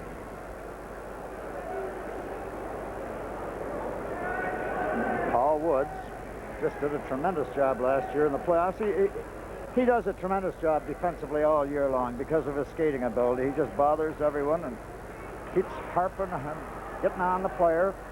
Now Nick Libet playing it back to his own blue line for Perry Miller. Over on the right side to Larson. Larson fired that shot from the blue line, and Dryden kicks it into the corner. Lafleur goes in after it, hands it off to Larry Robinson. Now Robinson circling in behind Kenny Dryden.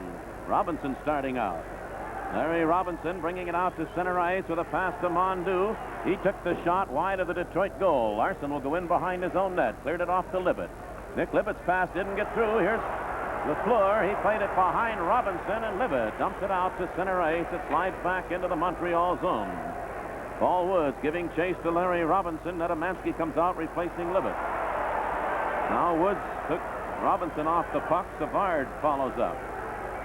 35 seconds left in the penalties. Pierre Mondu clearing it into the corner. It bounced to the side of the net, and Rutherford leaves it there for Larson. Larson handing it off to Perry Miller, ahead to McCourt. Now Dale McCourt, he fired the shot from the line. Dryden handles that, hands it off to Lambert. Played along the boards. Greg Jolly goes digging in after it. Just slid it to the side of the net. Larry Robinson will take it there. 10 seconds left in the penalties. And the puck driven down the ice. They wave off the icing, so Jolly's going to have to play it, being chased by Lemaire. Nedemansky didn't go after it, but it came out center ice, and Lambert has it. The penalties are over. Harper and Gainey back on. The team's at full strength. This is Lambert moving back into the Detroit zone. Rutherford stops him. Rutherford cleared it off the boards. Nedemansky picked it up. Now big Ned ahead to Dale McCourt. Now to Reed Larson. Larson fell down. Coming right back is Lemaire. Jacques Lemaire. He's got Trombley coming up. The pass over 2 lines. It's offside. And we shall be back with more of the action after we pause for this.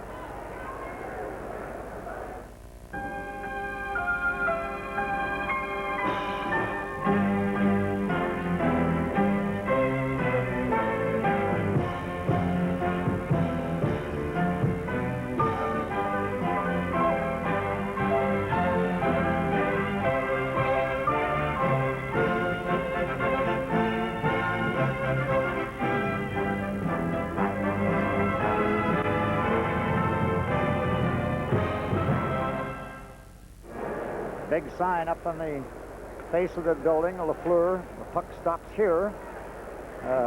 Just a play on words that Harry Truman used to use, I believe. Now the play goes back into the Detroit zone. Greg Jolly going after it. Jolly dumped in the corner by Gainey. That's Gainey putting it out in front. He couldn't get it. He was knocked off stride, and Danny LeBratton's pass went off Gainey, picked up now by Jean Hamel. He cleared it on the left side for Jolly. Jolly's pass ahead to McCourt over the line with Nedemansky. Jolly the shot, McCourt the shot, and Dryden came up with a dandy save on Dale McCourt, who unloaded that one. That was a good passing play. McCourt, again, I think, did the right thing. He had Nedemansky over on the other side. He took a little play up through the middle from Jolly. Defense backs in. If you watch, they try and block this shot, but the puck goes by the defenseman, and Dryden got it on the inside of his right pad and then covered it with his hand before Nedemansky could get to it.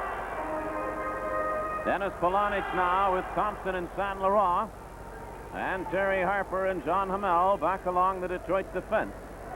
And the Canadiens are out with Lambert, Riseborough,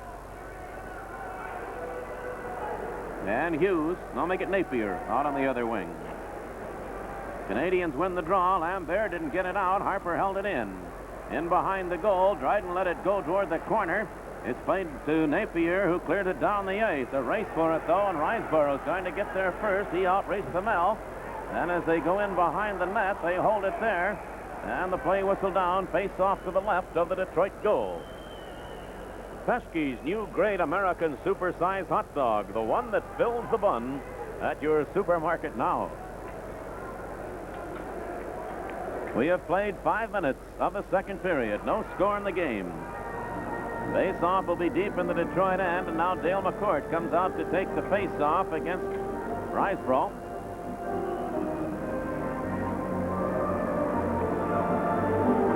Wings without the services of Willie Huber, injured in last night's game at Pittsburgh. McCourt did the job. He won the face-off. Hamel cleared it to Saint Laurent, but he's hammered in along the boards by Lambert. Lambert comes out with a puck now to Tremblay, and that's Errol Thompson who came back and took it away from him. Lambert covers up with him, and the play stays still in the Detroit end. But Thompson made a pretty good move there. He certainly did, and the intenseness of both teams, they're jumping on the puck carriers. Andre St. Laurent thought he had the puck frozen along the wall, and it bounced out, and Lambert tried to make the play across to Riseborough, and Errol Thompson come back, made a fine save. Savard takes the shot. Rutherford stops that. Saint Laurent just dumps it out to center ice. Savard comes back after it. Back at his own blue line. Now his pass knocked away by Hamel. That's Saint Laurent taking it back into the Montreal zone, but he's stopped by Robinson. Savard goes in behind his own goal. Serge Savard out on the left side to Robinson. A long pass on the right to Riseborough. Riseborough handed it off to Tremblay. He was given a bump by Hamel. Terry Harper swings it out on the right wing now for Polonich. Dennis Polonich's pass knocked away, and covering up again was Hamel. John Hamel ahead to Saint Laurent. Back to Hamel, moving into the Canadian zone. And Savard hauled him down. And the play fired off to the left side, goes up into the crowd. Lemaire sent it in there. And the referee is letting quite a bit go. There could have been a penalty call there. Jean Hamel made a great rush straight up through center ice. Tried to stick handle by Savard and got pulled down. But I think the biggest news right now, Bruce, is we have our first score from out of town. And the New York Rangers have a 1-0 lead over the New York Islanders in the first period. Paul Woods now with Nick Libet and Danny Bolduc. Miller and Larson. Puck comes back to Reed Larson. He fired the shot, but that's deflected way high. Woods goes digging into the corner after it. Played it back to the goal. Bolduc goes back there with Lapointe. Bolduc kicked it away. That's Engblom who cleared it over on the left side, and Larson tried to hold it in, didn't do it. Now LaFleur's over on the right wing. He took the shot. He shot it up high off the glass and into the crowd. Play comes back out over the Detroit blue line.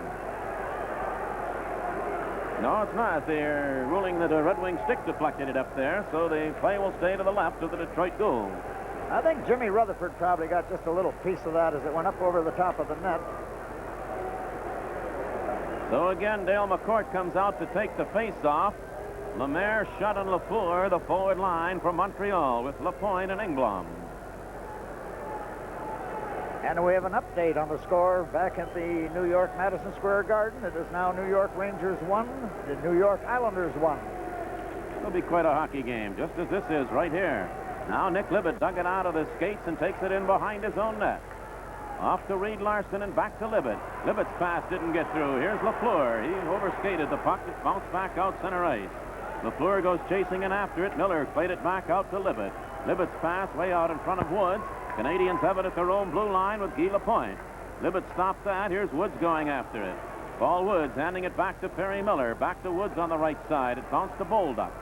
Danny Bolduc tried to set Libet over the line. It came back to Woods. He took it in. Bolduc goes into the corner with Guy Lapointe. Woods, a bouncing puck. They jam it in along the boards. He and Engblom hold it there. The face-off to the left of Kenny Dryden. And we have just about 7 minutes to play, or I have 7 minutes has been played here in the second period of a scoreless game. You just can't say enough about the skating that the Wings are doing tonight. A game that the only thing they can gain out of it is the pride and the fact that they could possibly knock Montreal out of first place, and at the same time the great feeling that goes with stopping, say, a player like Lafleur from setting or getting his fourth scoring championship. He's had 3 consecutive scoring championships, and they're trying to see if they can keep him off the board. McCourt, Nedemansky, and LeBratton now with Hamel and Jolly for the Wings. Puck stayed right there in the circle, goes to the corner. Robinson sent it to the opposite corner. LeBratton in after it. Came back toward the line. Jolly held it in, played it to the side of the goal. Larry Robinson in after it. Now Bob Gainey, a bouncing puck. Hamel tried to hold it in, couldn't do it, and it got by Jarvis, and Jolly will take it at his own line. That's center ice again, Larry Robinson. Robinson tried to work away from Jolly, played it behind Hughes. Danny LeBratton ahead to McCourt. Now Dale McCourt deeper into his own zone, hands it off to Hamel. John Hamel coming out. McCourt was hauled down. Over the line now, Hamel. And referee Wicks letting everything go. And Larry Robinson took Hamel to the ice as the puck came out in front. And I can't quite figure it out because everything was being called for a few moments in the first period. Well, in a way, I like this type of a hockey game, Bruce. They are going to let, it appears though, they're going to let the players decide it. I think Wicks realizes now that it's an important game. John Hamel takes a play straight up through the middle. Dale McCourt got hooked from right there in center ice behind the play. Now watch Hamel go way around in the corner, and he dishes the puck out in front, but he's pulled down and head for feet first into the boards by Larry Robinson, but no penalties were called in either case. Face off to the left of the Montreal goal. Dale McCourt in against Jarvis. Puck is dropped. It came back for Netamansky. Dale McCourt dug it out. McCourt circled with it, handed it to Jarvis, though. Kept in at the line by Harper. Harper shot it in behind the goal. Jarvis is working over Dale McCourt. Here now is Robinson. His pass coming up to Napier. Over on the left side, Gainey. And going in, Jarvis. Puck went in behind the Detroit net, and that's Greg Jolly. He was tied up by Hughes, but coming out McCourt. Dale McCourt's pass to Netamansky. Bounced off his stick. Covering up was Gainey. He cleared it back out center ice, and Jolly will take it there. Greg Jolly playing it now to Harper. Terry Harper lifting it into the Canadian zone. Robinson knocked it down, fed to Gainey. Gainey clearing it out center ice again. Harper, he played it right through the skates of Dale McCourt. Savard takes it. Center ice pass. He checked there by Danny LeBratton. Here's McCourt coming back. McCourt took the shot, and Savard deflected that way up into the crowd. So no score in the hockey game. We'll be back with more after we pause now for this. Parts Plus, the sign of quality parts, competitively priced, plus the kind of service you can count on. Valvoline isn't just for winning races, it's for anybody who wants the best protection possible for their hard-working engine. And now you can treat your car to Valvoline 10W40 all-season motor oil for just 69 cents a quart at your nearest participating Parts Plus auto store. Look for auto stores displaying this sign, Parts Plus, for automotive name brands you trust. From here at Olympia, our last telecast of the season, and this the last game for the Red Wings this year. Our director, Marvin Muse, assistant director, Jeff Muse, Sid Abel, along with Bruce Martin. Hoping you're enjoying the telecast. Puck dug away, sent back to the line. John Hamel with a shot. The save made by Dryden. Rebound came out, but cleared to the side. San Laurent goes digging in with Engblom. He knocked Engblom off the puck. San Laurent worked it back toward the line, but that's knocked away. Coming out, Guy Lafleur down the right side with a shot, and Hamel knocked that away. Terry Harper sent it ahead. Dennis Polonich played it out center ice. San Laurent to Errol Thompson. He fired a shot, and Dryden caught that one. It's played now to Guy Lapointe. Lapointe's pass broken up by Polonich. He couldn't control it. Now Jarvis. Napier over the line. He's got Mondu open. The pass came out, and Hamel came back to cover up on him. Mondu. Terry Harper's pass. San Laurent took a bump from Lafleur, and fanning on it was Napier. Mark Napier picked it up, dumped it back into the Detroit end, and Harper will go back after it. Terry Harper. He played it out center ice. Engblom has it there. Swinging it back to Savard. Now Serge Savard handing it back to Engblom. It came to Risebrough. Errol Thompson knocked it away from him, but here's Engblom charging into the Detroit zone, and Hamel went low and knocked it away from him. And riding along the ice, Engblom on top of the puck will hold it in. Gary Cooper gives an Oscar-winning performance as the mountain man who became World War I's greatest hero in Sergeant York. That's tomorrow's 8 o'clock movie on TV 50. Still no score in the hockey game with 9 minutes, 43 seconds to go in the second period. Now it's Paul Woods with Libet and Bolduc. Here's a quick pass out in front. The puck just rolled to the side of the net, knocked away by Jimmy Rutherford. Reed Larson swings it out on the right side for Dan Bolduc ahead to Woods. Paul Woods played it over the line. It was to an open wing. Bolduc had cut the opposite direction. They take it in, kick it along the boards. Reed Larson gets into it. It's still no whistle, and coming out with it, Larry Robinson. Now Robinson, he pulled away from Larson's check, played it back to Savard. Robinson again tied up by Paul Woods. Then failing to get loose was Larson. Here's Mario Tremblay with a shot. Rutherford stops that. Perry Miller scoops it to the line, and it came out center ice. Woods couldn't get to it. Tremblay, he has two men over the line. Lambert, checked by Larson, and he's knocked down. And they're going both ways. Now Nick Libet failed to work it out. It's bouncing dangerously in the Detroit zone. Larson cleared it over on the right wing for Bolduc. Skipped away from him to center ice. Canadians bring it back in. Perry Miller stopped it. Miller had trouble finding it. Here now Mario Tremblay with a shot. Rutherford blocks that. Reed Larson. Larson lifts it in the air. Grabbed off by Robinson. Larry Robinson charging right back in. And offside coming in the left wide was Lemaire. And the play back out over the Detroit line. We're back with more of the red-hot action after we pause now for this.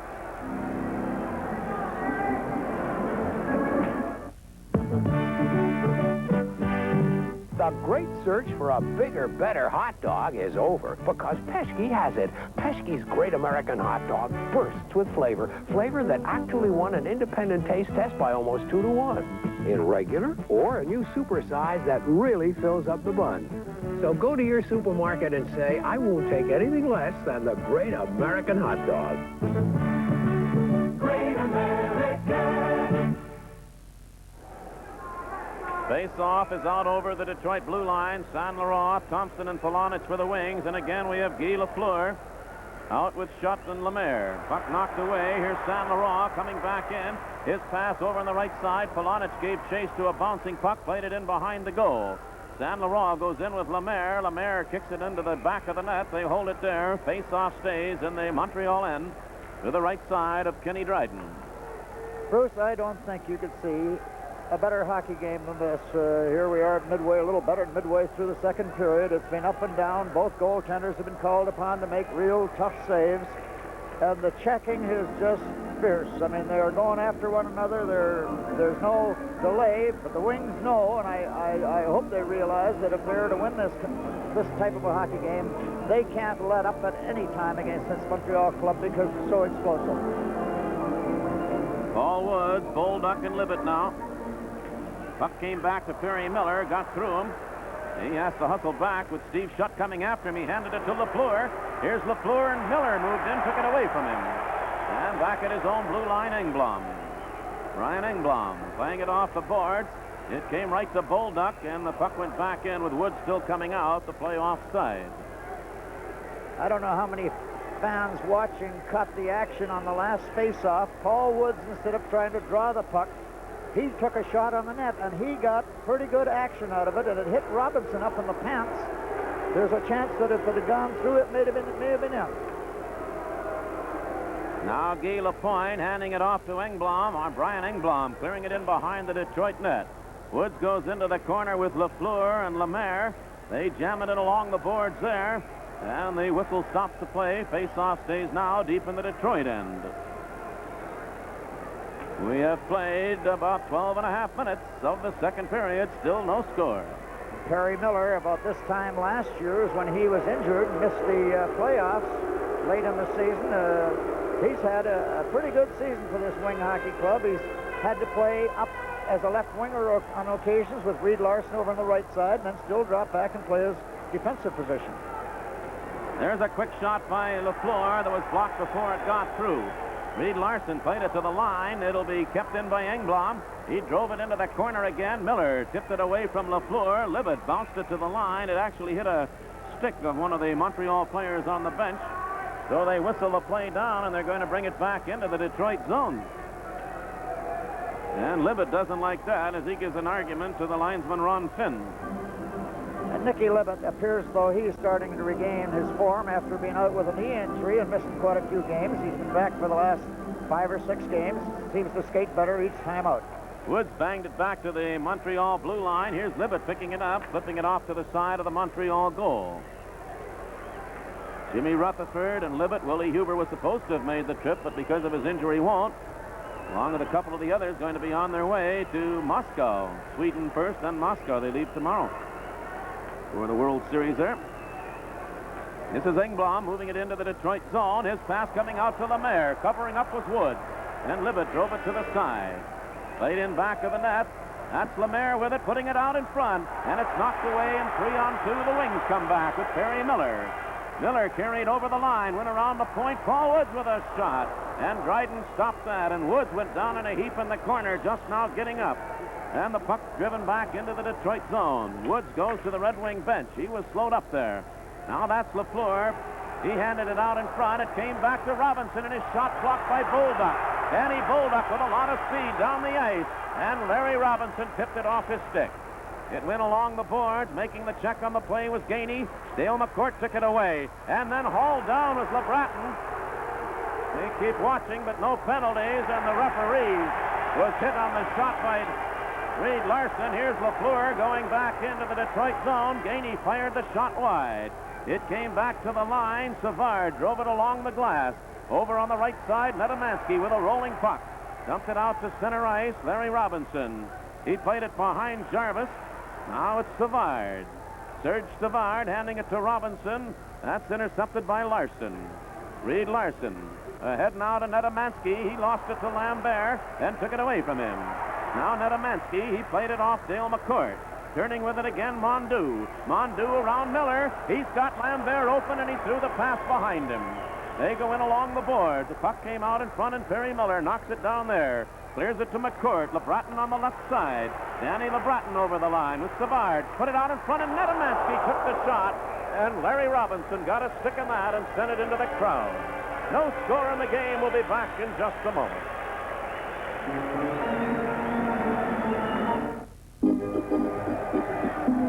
Now on the ice, the Detroit Standard Dealers Sports Club, giving their support to Greater Detroit and our own Detroit professional teams.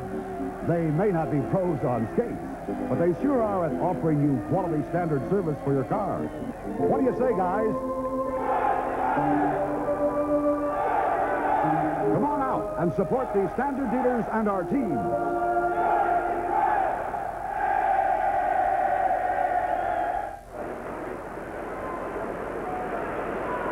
Back to the action here at Olympia Stadium. No score in the hockey game. The play right at the Detroit blue line. Here's Dennis Polonich. Polonich moving over the line, chasing into the corner with Guy Lapointe. The two of them going along the boards. They're going to hold it. No, they didn't hold it long enough. That's Saint Laurent. Brought it out in front with a shot. And he was jammed off the puck by Engblom. And he had a pretty good grip on Saint Laurent. The crowd didn't care for it. The play goes into the Detroit end with Lambert offside. Andre St. Laurent come within a whisker of scoring a goal by taking the play from behind the Montreal net. He had Dryden down on his hands and knees. Well, it becomes very apparent that referee Ron Wicks is doing what you mentioned a little while ago, Sid. He's letting them both play the hockey game. And that makes for a good hockey game, Bruce. When, I guess, something real serious happens, he's going to have to call it, but he's letting them decide it themselves out there. And Greg Jolly in behind his own goal. Jolly holding it there. Now starting out, the pass behind Hamel. He turned around, picked it up, and shovels it down the ice. Back after it, Guy Lapointe. Lapointe played it over the line to Riseborough. He was checked. The play stays in. Here's Lambert with a shot. Hit the side of the net with it. Lambert dug it out again. Now he played it back to Engblom. Engblom wound up with a shot. Hamel blocked it. Right back to Engblom. Now Brian Engblom. Out in front of the goal, Hamel and Lambert having quite a battle. And the puck is lifted right into the Montreal bench, and the play will stay to the left side of the Detroit goal. And Jean Hamel was working hard to keep Lambert out of the face-off. Now St. Laurent, this play here, takes the puck behind the net. The Montreal get a little careless, picked the puck up, and Dryden moved over, but he didn't realize that St. Laurent still had possession. He got down to his hands and knees. Had Andre been able to come back up with a rebound, he would have been able to possibly put it up over him. Face-off will stay to the left side of the Detroit goal. A little more than 4 minutes to play in the second period. No score in the hockey game. And Lemaire shut in Lafleur again for Montreal. Dale McCourt won the draw. Miller slides it over on the right side. Paul Woods given a bump there by Larry Robinson. The puck dug away, though, by Larson. Larson off to Libet. One man back. That's Savard. And Libet returned the pass, but Lemaire came back to take that away. And Lemaire lifts it in the air, dumps it back into the Detroit zone, and back after it, Perry Miller. Now to Larson, and ahead on the right wing to Bolduc. Danny Bolduc charging in. Larry Robinson checking him. Bolduc put it right to the goal mouth, and Dryden knocked it away. Paul Woods goes into the corner, came out with the puck. Woods working away from Lemaire, handed it off to Libet. Then Libet was checked, and Steve Schutt will take it. Schutt just cleared it out center ice, knocked back in by Perry Miller. Now here come the Canadiens with Larry Robinson. Over the line into the Detroit zone. He was checked by Larson. The two of them go into the corner. They hold it in along the boards there. Woods gets into it along with Schutt. Still no whistle. Now it sounds, and the face-off stays in the Detroit end. An imaginative little boy witnesses a murder, but nobody will believe him except the killer. So that sets up the suspense on Bill Kennedy at the movies tomorrow at 1 o'clock on TV 50. And we have a little suspense and excitement right here at Olympia Stadium. 3 minutes and 6 seconds to go in the game. The team with the best record in the National Hockey League, the Montreal Canadiens, and the Detroit Red Wings, who have finished last in the Norris Division, but have played even Steven here in a 0-0 hockey game. Now Pierre Mondu sent it back to Engblom. In behind the Detroit net, Miller took a swipe at it, played it back to the blue line, though. There's Guy Lapointe. Oh, it just came to McCord. He turned around, picked it up again from Lafleur. Dale McCord over the line with Paul Woods. Woods goes chasing into the corner after it. Turned around there, and Canadiens Lafleur. His pass didn't come out. Larson broke it up. Now Engblom. Brian Engblom turns with it. Engblom moving it out to center ice. He hands it off on the right side to Mondu with Lafleur trailing. And Engblom was cutting in. The pass too far in front of him. Lafleur dumped it in behind the goal. Miller knocks it away. Now Reed Larson pulling away from Lafleur. A pass on the right side to Bolduc. Danny Bolduc down the right wing, trying to work around Engblom. Bolduc got out in front. Oh, and the puck went right over the top of the goal. Big play. Dryden has lost his stick. The puck came back to the line. Perry Miller, Dryden without a stick. Now here's LeBreton with a shot. That's knocked away by Lapointe. And Lafleur takes Mondu's pass. Handed it back, but that's stopped by Reed Larson. Dryden has his stick back. Here's Larson. Larson didn't pass the puck. He had McCourt charging in. Now he gives it to him, and it bounced away. McCourt back after it. Playing it back to Danny LeBreton. LeBreton out in front. Netamansky was checked. Couldn't get a shot away. The Wings were dangerous, but didn't get the shot on. 1:45 to go. Second period, no score. Reed Larson dumping it out center ice. It bounced. LeBreton went in after it. Jarvis played it away. Now Gainey coming back for Montreal, playing it in behind the Detroit goal. Miller goes in with Tremblay. Miller knocked it away from him. Perry Miller didn't get it out. Robinson held it in. Robinson putting it out in front, and that was knocked away by Larson. Coming right back, McCourt. Dale McCourt's left side pass. Danny LeBreton carries in. LeBreton was checked right there, and Serge Savard takes it. 1:10 to play. Now, over the line, that's Jarvis. Jarvis trying to work away from Dale McCord. It came loose to Tremblay. Play broken up by LeBreton, who cleared it back out center ice. Now that's Lambert. Lambert put it right on the stick of Harper. Over on the right side, Netamansky. His return pass didn't get through.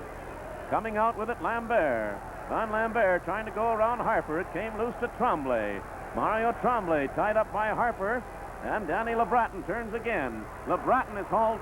No, wasn't hauled down by Lambert. There he's on over the line. Out in front. Then he was checked by Savard. Good effort by Danny LeBreton. The puck fired back to the Detroit line, and Greg Jolly has it there. 30 seconds to go. Second period. Play back into the Montreal end, and back after it, Savard. Now Larry Robinson. Robinson moving it into the Detroit zone again. Now that's Netamansky firing it along the boards on the left side. Errol Thompson kicks it out to center ice, tied up there by Lemaire. Lemaire working on him. The puck held along the boards. McCourt drew it loose for Harper. Terry Harper going into the Montreal zone with a shot and shot it wide. As Terry Harper had the chance, and he made the play, and the buzzer goes to end the second period. Let's just listen to this crowd.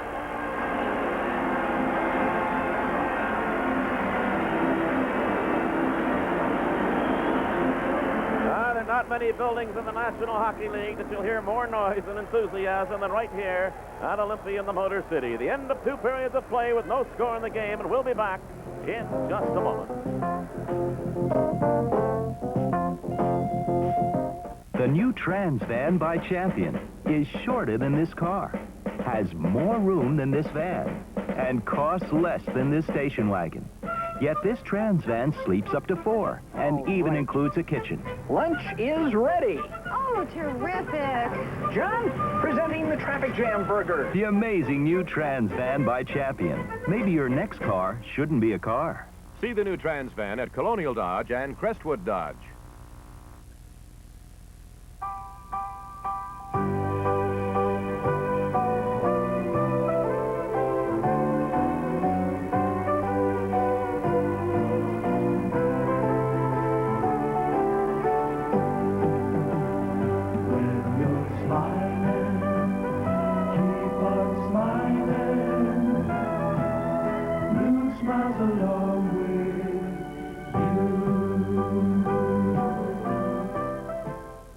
Who do you turn to for new glasses fast? DOC.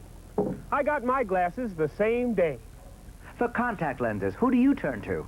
DOC. They gave me 30 days to try my contacts, and I love their low price. Who do you turn to when your glasses are broken? DOC. The eyeglass breakage guarantee means our glasses are replaced or repaired free. For DOC quality at a DOC price, who do you turn to? DOC. DOC. DOC. I think we have a transmission problem here. New pilot, John! At AMCO, we'll put you and your car back together again. We test drive your car with you in it. We examine the pan with you watching, so you know the job we recommend is the right one. At AMCO, we'll put you and your car back together again. I got you a new set of keys.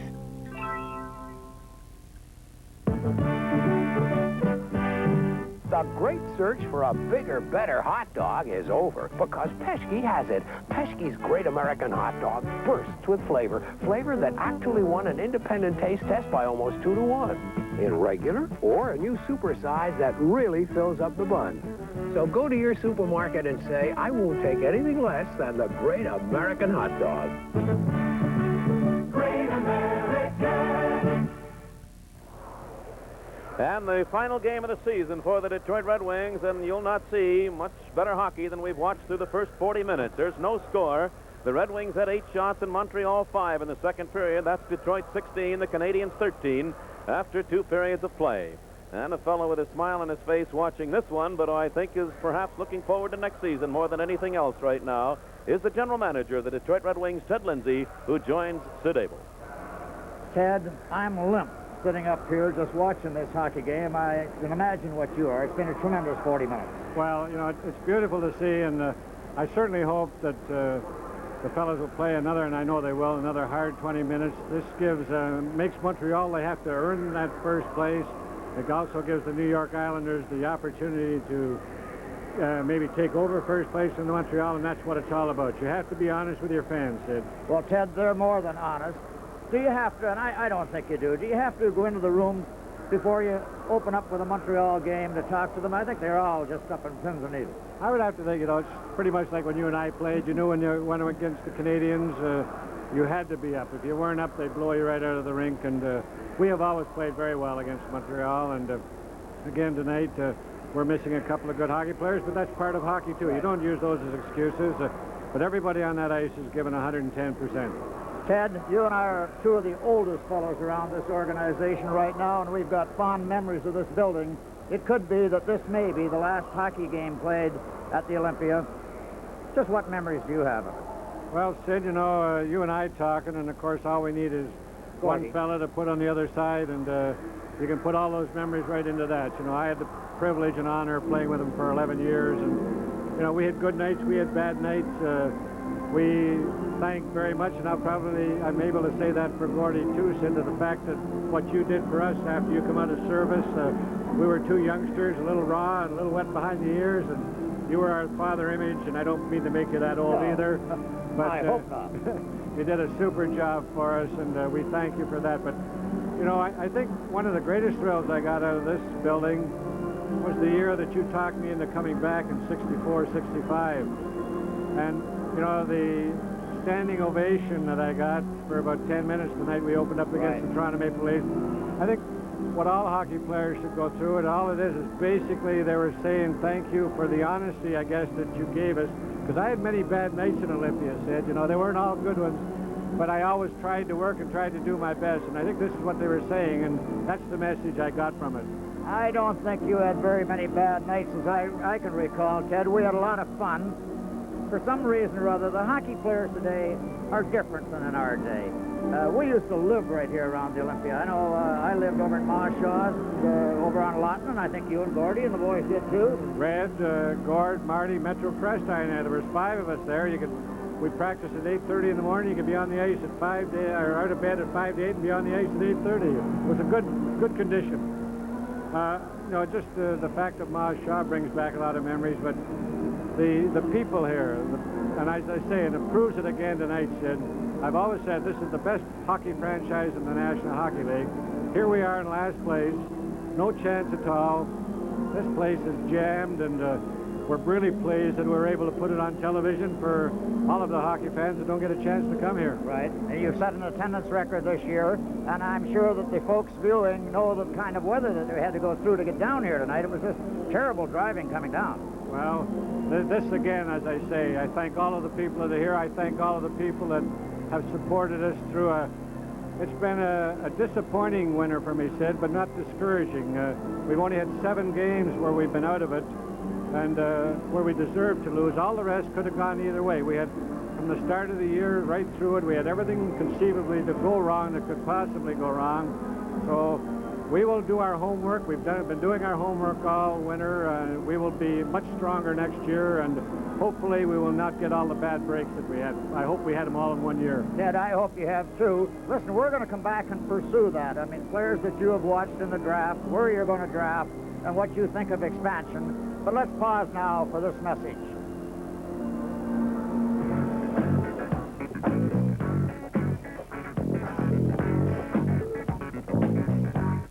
How does the Bank of the Commonwealth help me? Well, I got my checking and my savings there, but more important, when I need help, they really understand me. I mean, this guy here, he's studying law, and this bum, oh, he's into medicine. I mean, every old man wants his kid to do better than he did. So, between my back and my bank, my kid's got a future. Hey, Doc, start operating. Trying hardest to help. That's the Bank of the Commonwealth. My son, the judge. I ain't going up that hill. No way. Off-road is fun, but sometimes you run into an obstacle that only a true four-wheel drive vehicle can handle. A Jeep CJ will give it a try. The Jeep CJ, built rugged, tough, and tailor-made for terrain like this. It's easy to see the Jeep CJ was born and bred for four-wheeling. And there's even options like automatic transmission and a hardtop. Top that. That was fun. The Jeep CJ. We wrote the book on four-wheel drive. With all the talk about energy these days, no one knows exactly what the gasoline situation will be the rest of the year. But the people at Amoco do know.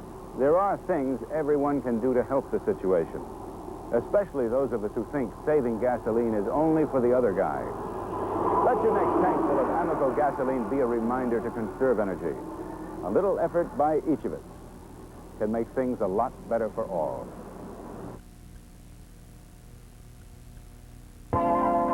We're Fred Drendel, Lincoln Mercury. Before anything else, that means we're people who care. For many people, leasing can be the most practical way to get into a new car. At Fred Drendel Lincoln Mercury, we lease all makes and models, cars and trucks, at competitive prices. So if you're interested in leasing or purchasing, come in and see me, Paul Newmoff, and we'll talk about it. I'm sure we can work out a deal that'll save you some money. On Oakland near Telegraph in Pontiac. Reminiscing here with Ted Lindsay, the general manager of the Red Wings. Ted, the fact that you have been busy following the amateur playoffs, the junior playoffs, and that, is this a good year for drafting? Well, I don't know whether I'm not knowledgeable in hockey, Sid. The experts say it's a bad year, you know. And I look around, and there are a lot of good hockey players. I often wonder sometimes if the scouts say that to protect their job. I thought that too. But really, it is a good year. There are a lot of good ones. Of course, with the expansion, as you call it, now there are amateur players like at Birmingham and Cincinnati that will have to go through the draft. They were underage last year. That will make a difference in the draft. This will probably set some of the junior players in Canada will be picked a little later because of that. We have players that belong to World Hockey League teams. We will watch them from now to the end of the season. Said we will decide whether they can help us. If we think they can help us, depending on what their position is, then this could change our thinking in the draft also. I was going to ask, too. Now, you have Toronto's first-round draft choice due to the Maloney-Errol Thompson trade. Will you exercise that this year? Well, what we will probably know this week. We do not have a second-round draft choice this year, and that's the only draft that we don't have from now to eternity. I'm trying to make a deal to get a second-round draft, because when we use and exercise Toronto's second-round draft, then we have our first-round draft, then we have to give them a second round. And I would like to use that other first-round draft this year. As I said, with the expansion kids that are going to win the draft and the good players that I've seen in Canada, I think we could help ourselves considerably.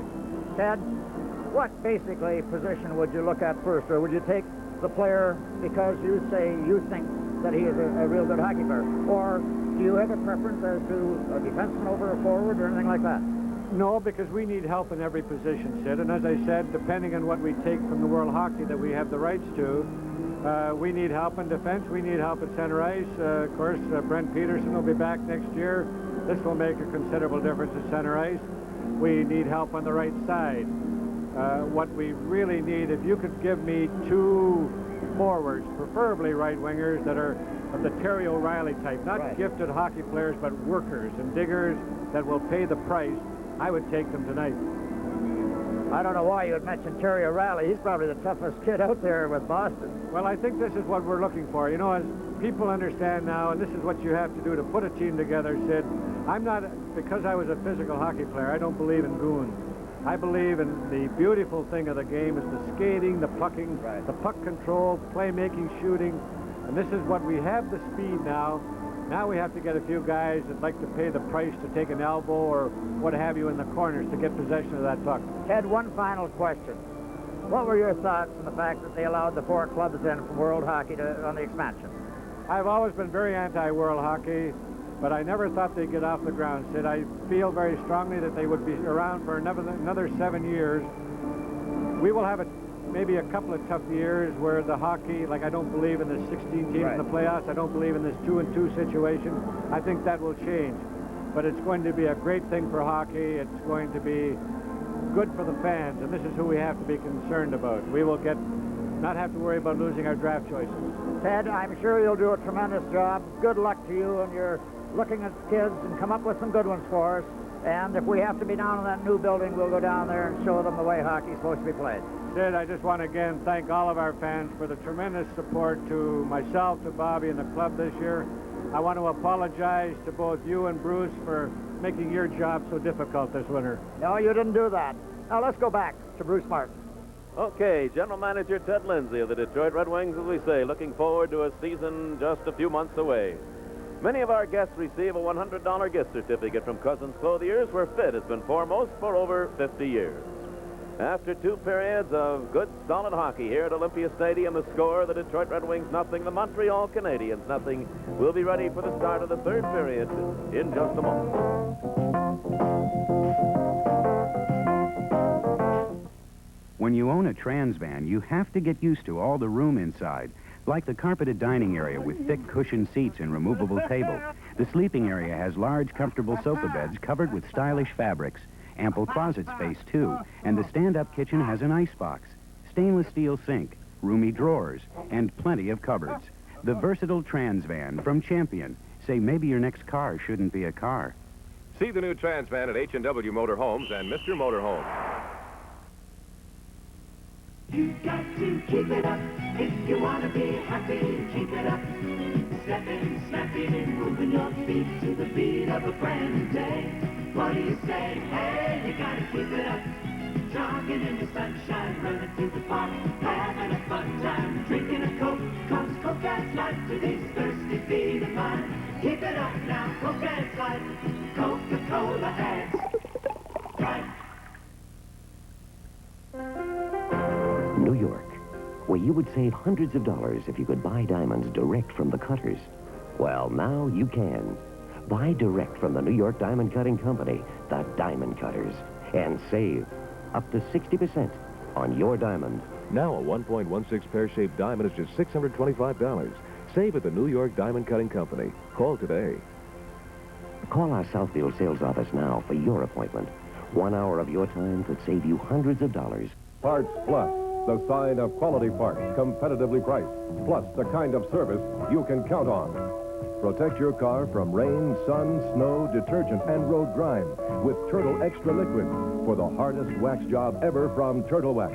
Now just $3.79 for a 16-ounce bottle at your nearest participating Parts Plus auto store. Look for auto stores displaying this sign, Parts Plus, for automotive name brands you trust. No score in the hockey game with a period still to be played, and now the Red Wings make their appearance back out onto the ice. Canadians have been out for quite some time. Seconds of the third period. Dale McCourt, Netamansky, and Dan LeBratton now for Detroit. Bob Gainey on one wing. Mario Tremblay on the other, with Jarvis at center ice for Canadians. Lapointe and Engblom. On the face-off, puck taken by Lapointe. Guy Lapointe of Montreal clearing it all the way down the ice. The icing waved off, and Jimmy Rutherford laid it in behind his own goal. John Hamel worked it away from Gainey. Puck came out in front. Hamel dumped it out center ice for Danny LeBratton. McCourt on the move. He handed it right to the blue line, though, and Jarvis knocked that away. Coming out with it, Engblom. Brian Engblom takes it over the line into the Detroit zone, and Harper moved in, took it away from him. Harper didn't get it out. Mario Tremblay holding it in. Dumped it into the corner. Harper will go in after it, being chased by Lambert. Terry Harper cleared it on the right side. Netamansky couldn't get to it. It came out center ice. Mondu handing it off there to Savard. Serge Savard turning it center ice, clearing it back in. Rutherford stops it to the side of the goal. Jimmy Rutherford on the left wing to LeBratton. LeBratton's pass went off Dale McCourt. Here's Mondu with it. He took it right to the goal with that shot, and Jimmy Rutherford holds on to it. So, no score in the game, a pause in the action, and we're back in a moment.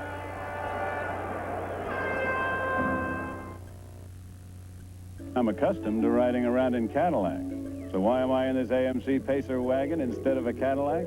Well, this Pacer is not only quite luxurious and handles so easily, but it also has an astounding amount of room. Did you know that the AMC Pacer is just about as wide as a Cadillac? So it feels like a big car, even though it isn't. And I feel like I'm in a big car, even though I'm not. AMC Pacer feels like a big car, but it isn't. Dale McCourt in against Risebrough. Circle off to the left of the Detroit net. McCourt wins the draw. Jolly circling in behind Jimmy Rutherford. Now Jolly hands it off to Jean Hamel. He was turned around by Lambert. Here's Lambert putting it out in front. A loose puck, the shot right on, and Rutherford stops that. It's held in by Larry Robinson. Now Savard. He was checked. It came to center ice. Here's Polonich and Thompson over the line. Polonich with a shot. And Robinson went low and blocked it, but they had whistled it down on the offside. And this is all it's going to take, a miscue by a player on either team.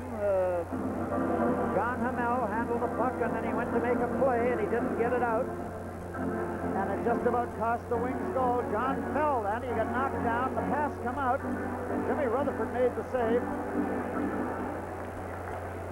Now Canadians clear it out center ice to Risebrough. He was checked by Jolly. Dennis Polonich on the blue line. Fired it in behind the net, going into the corner, Savard and Saint Laurent. Mondu checked, but it came to Risebrough. Out at center ice, Lambert driving it into the corner in the Detroit end. Jolly back after it, being chased by Risebrough. It's kept in by Lambert, then knocked away by Jolly. Here now, Dennis Polonich. A long pass on the left side. Errol Thompson takes it over the line. Here's the chance for Jolly with a shot right on. What a save by Dryden. Now the puck fired down the ice. There'll be an icing call as Harper's back on it, and Greg Jolly came within a whisker. We'll be back in a moment. It's special. That looks really nice and cool. It's special. Tastes the best special. Looks refreshing. I can tell you, it's got a Labatt's taste. Yeah. And it's a real Canadian taste. Has it got body? That's it. It's got body. It's special. Tastes the best special. And yet it has less than 99 calories in a bottle. It's special. Taste of that special life. The Wings had a 3-on-2 break, and Errol Thompson took a long pass, moved it across over to Greg Jolly, and it got into his skates a little bit. Dryden come down. He just got a little wee piece of it to make it go wide by the open corner of the net, where the Wings would have got on the board first. Now Lafleur, Lemaire, and Schutt for Montreal. Woods, Bolduc, and Libet. And Lafleur, a couple times, has skated into the circle too quickly, and now they're going to wave the 2 centermen out. So Lafleur will face Nick Libet. We have played 3 minutes and 46 seconds of the third period. A scoreless hockey game. Paul Woods. He wrapped it toward the corner. Puck knocked down by Perry Miller with a shot, and Dryden handles that. Played along the boards on the left side. Schutt starts Lemaire out. Lemaire's pass deflected off Libet up into the crowd. Play will stay at center ice. Super 6 Tire Center brings you moments to remember. Who was the coach of the Detroit Red Wings when they won their last Stanley Cup in 1955? Sid, you were there. It had to be a fellow that was on the ice and making some awards. Jimmy Skinner, now the assistant to the Red Wings general manager, Ted Lindsay. Here now, Danny Bolduc carrying back in. Drove it in behind the Montreal goal. Engblom goes in after it. His pass broken up by Woods, then picked up by Schutt, and Libet came back to take it away.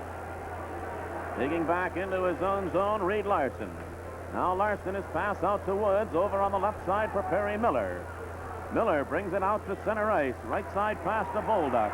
Danny Bolduc drops it for Larson with a shot. That was blocked, and now Canadians start back. 3-man rush. Here's Schutt. Lafleur on the right side. The pass to Lafleur. Lafleur dumped it in behind the goal, and Libet takes it there. Now Nick Libet ahead too far for Paul Woods. Lapointe drove it back to Lafleur. Lafleur a pass to Schutt. Steve Schutt over the line. Schutt picked the shot. He actually tried to pass it to Lemaire, but it was away from him. Nick Libet's pass didn't come out. It's kept in, and the Canadians can't control it there. Harper hit the referee with it. Paul Woods bounced it back into the Montreal zone. It went right to Dryden. Now Savard turns out for Canadians. Serge Savard from center ice with a shot that Rutherford handles. Playing it off now to LeBratton. A good pass ahead to Nedemansky. He didn't handle it, though. Goes back after it. Now Big Ned played it to the Montreal line, and Savard will take it there. Serge Savard. His pass broken up by LeBratton. They whistle it down offside. And we've played now 5.5 minutes of the third period, and still no score in the game. All right, Bruce, in 45 minutes of play, and we've had some great hockey games here this year, even though the Wings are going to finish in the basement, but I can't recall where we've had a better 45 minutes of play than we have tonight. It's been sustained at no time as it slowed up. And it means so much to this Montreal Hockey Club, and the Wings are just matching them stride for stride so far, but they'll have to continue to do it. Now this is Larry Robinson moving it out to center ice. Puck driven into the Detroit zone. Gainey goes in after it. He played it to the opposite side. Gainey was given a bump by Nedemansky, and the Wings clear it out center ice. Savard sent it back in offside. The play will come back out over the Detroit blue line. Our guest receives a gift certificate for a pair of Clark shoes or boots from Sherman Shoe Stores in Birmingham, Somerset Mall, Fairlane, and Lakeside Centers, and 12 Oaks, Novi. Well, that's it. 14 minutes, 14 seconds still to play. John Hamel playing it back now to Greg Jolly. Hamel didn't get it out the first time, goes back after it. Pulling away from Gainey's check, Hamel brought it out to center ice. He was dumped there. And picking it up, Dale McCourt. Now McCourt to Danny LeBratton, moving into the Montreal zone. Overskated it, and Tremblay starts back. He was hooked a bit by McCourt. The Wings take it back in their own zone. Greg Jolly handing it off now to Jean Hamel. Hamel bounced it out center ice. Mondu played it back to Savard. Serge Savard lost it. Here's Jolly. Greg Jolly back into the Canadian zone. Just dumped it into the corner. Dryden in behind his own goal. Played it away from McCourt. Now the Canadians move out. At center ice, Jolly got a stick on it. It'll be taken by McCourt. Dale McCourt. Charging over the Montreal line. He didn't get through. Pierre Mondu played it off the glass, and it'll be taken by Harper. Terry Harper of the Wings shooting it back in behind the Montreal goal. And Larry Robinson has it there for Canadians. Now Serge Savard moving out from Montreal. Savard just missed the linesman with it. There'll be an icing call as Harper touches it. And the play back into the Montreal end. No score. We're back in just a moment. Little Caesar's Pizza. Nobody loves it like a kid on 2 weeks. Nobody loves it like Little Caesar's Pizza. Nobody loves it like my favorite treat. Nobody loves it like I do, like I do. Little Caesar's Pizza. See your local TV book for a free pizza coupon. Boy, a great crowd on hand for this one. Close to 16,000 fans. And as Sid mentioned, terrible weather, but it didn't bother anybody. 15,711. And they have watched quite a hockey game. Play goes in behind the Canadian goal. Engblom played it along the glass. It ended up in the crowd. Face-off stays in the Montreal zone off to the left of Ken Dryden. First period, each team had 8 shots on goal. Canadians had 2 minor penalties, and Detroit won. In the second period, the Wings outshot Montreal 8-5. Gainey and Harper served penalties together. Neither team had a power play opportunity. There hasn't been a penalty called since a minute 49 of the second period when Gainey and Harper went off. Andre Saint-Laurent skates over to the Detroit bench for a new stick. A look at the drug connection with a former cocaine smuggler and a lively debate on legalizing marijuana on the Joe O'Terry Show tonight at 10 o'clock on TV 50. Saint-Laurent, Thompson, and Dennis Polonich for the Wings now. Canadians Jarvis goes in against Saint-Laurent. Now this is Guy Lapointe. He fell down in the corner, checked there by Saint-Laurent. The two of them on top of the puck. Play stays still in the Montreal zone. And the Wings are playing this enthused battle all night long without the services of Willie Huber and Tommy Bergman, 2 of the regulars of the season, and Billy Hogebaum out with a broken wrist. So I was just looking. They have only 16 players dressed, counting the 2 goaltenders. Right. They're playing shorthanded and putting up a terrific battle. Couldn't bring anybody in because their farm team, Kansas City, in the midst of their playoff. Now here's a pass coming out to Jarvis. Jarvis cleared it out on the right side. Trombley goes back after it. Hands it off to Engblom, ahead to Lemaire. Lemaire shooting it deep into the Detroit zone, and Hamel goes in after it. In behind his own net, out on the right side, Dennis Polonich stopped there. Here's Lambert with it. Yvon Lambert took a bump but still controls it. Being checked by Hamel. The puck went in behind the Detroit goal. Harper goes digging in along with Lapointe. Saint-Laurent picks it up. Saint-Laurent scooping at the opposite corner now, and Dennis Polonich has it. Polonich starting out. Dennis Polonich hands it off to Saint-Laurent. He overskated it. Hamel comes back and gives it now to Harper. Harper's pass went right to Lafleur, and then Harper fell down. Here's Lafleur going in, and he's stopped by Rutherford. Jimmy Rutherford stopped him cold. And then Steve Janacek. There's a shot by Lemaire, wide of the goal. Jimmy Rutherford came out and made the play on Lafleur. The puck ends up in the crowd, and the crowd is up on his feet cheering Rutherford. And Jimmy Rutherford has stoned Lafleur. The last 2 or 3 games the Wings have played them on breakaways just similar to this. Of all the times for Terry Harper to fall, Harper makes a little pass that's intercepted by Lafleur, and Terry Harper falls, and Lafleur's in the clear. I think you have to give a lot of credit. It was either Errol Thompson. I think Errol Thompson come back and gave him a little bit of a hook just as he went to shoot the puck. He got a good shot away, though.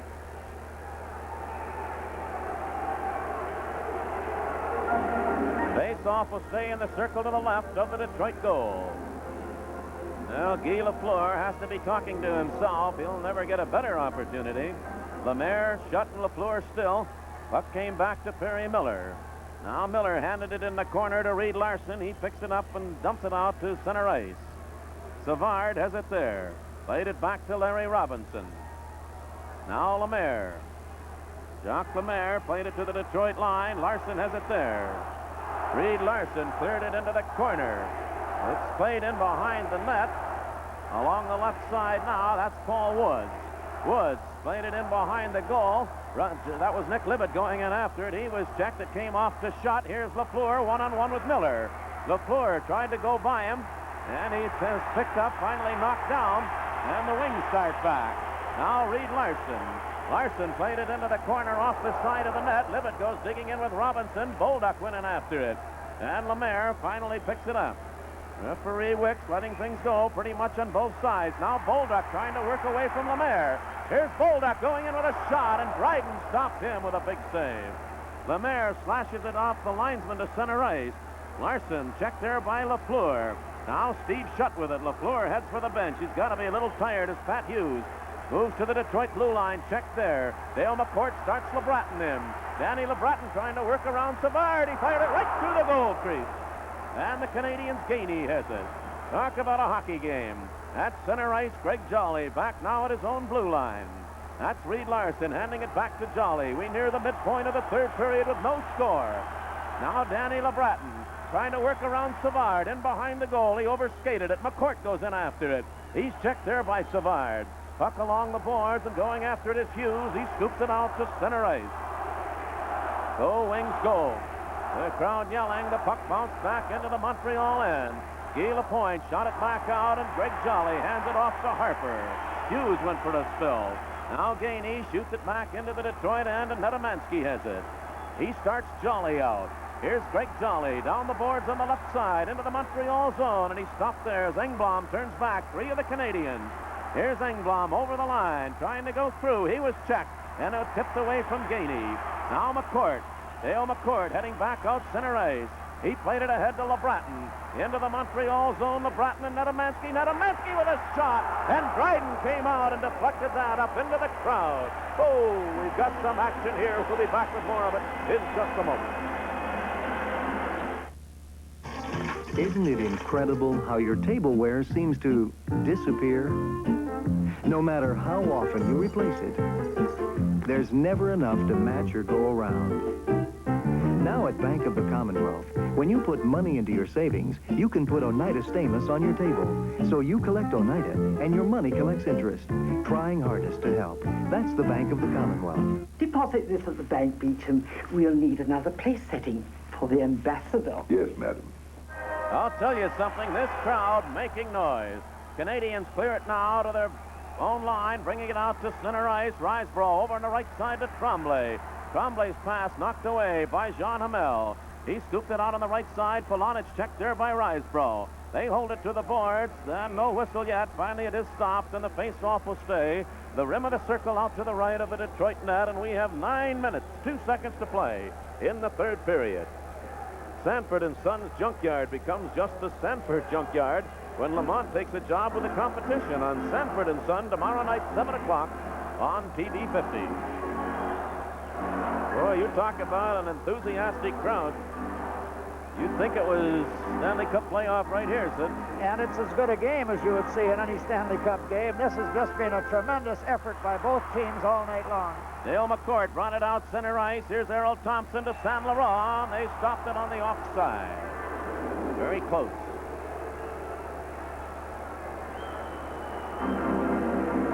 Five minor penalties in the hockey game. That's all thus far. 3 of them to Montreal, 2 to Detroit. No scoring. Closely played game as Bobby Crom looks on from behind the Detroit bench.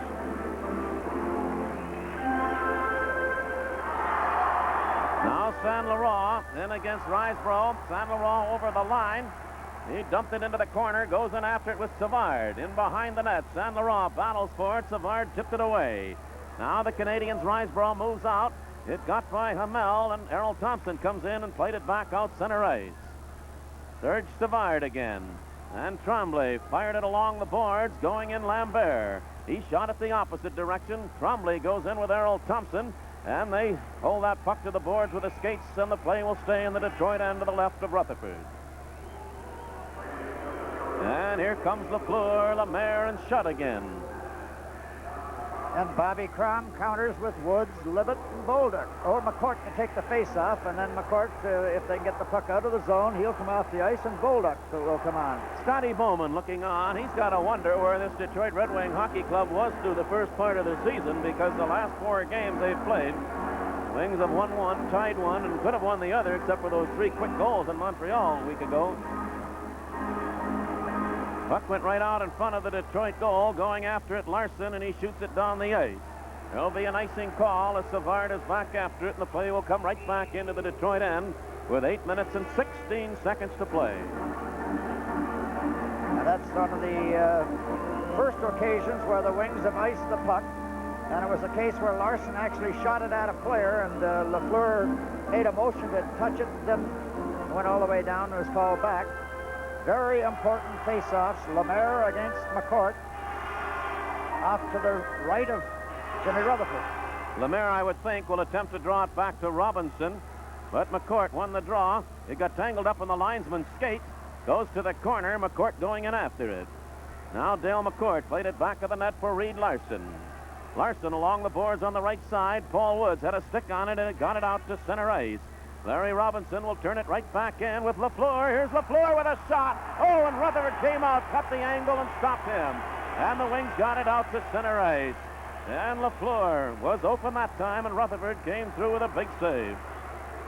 Now, puck bouncing around in the center ice zone again. Steve Shutt has it. Played it off to Guy Lafleur. He fired it into the corner in the Detroit end. Reed Larson being chased by Lemaire. Now Larson's pass, center ice, and taken there by Robinson. Larry Robinson played it to the line. Lafleur checked there by Reed Larson. Steve Shutt run into by Bolduc. They hold the puck. Lafleur got it loose. Played it back into the Detroit end, and going after it, Paul Woods. Out on the left side for Libet. Nick Libet, a bouncing puck. It's kept in. Now here's a chance for Gainey with a shot, and he hit the side of the net. Paul Woods. Woods played it off the glass. It comes out to center ice, and the Canadiens now putting the pressure on. Larry Robinson ahead to Gainey. Took a long shot that Rutherford clears away. Puck will be kept in by Lapointe. Now Guy Lapointe with a shot. Rutherford stops that. Played it in off to the side of the net for Larson. Larson handed it off to Woods. Woods played it off the glass. It bounces into the Canadian end, and the Wings are getting a player change. Something they sadly wanted. Now Ingblom coming back. Played it on the left side. Gainey moves in. Gainey with a shot. Rutherford knocked that away. John Amell took a heavy check along the head from Gainey, who lost his stick on it. Play goes in behind the Detroit net. Rutherford over on the left side. Puck all the way to center ice, and Guy Lapointe has it there. Now Lapointe's pass off to Gainey, and he's bowled over by Hamel, and everything's going now. Here's Guy Lapointe shooting it back into the Detroit end. 6 minutes, 15 seconds to play. No score in the game.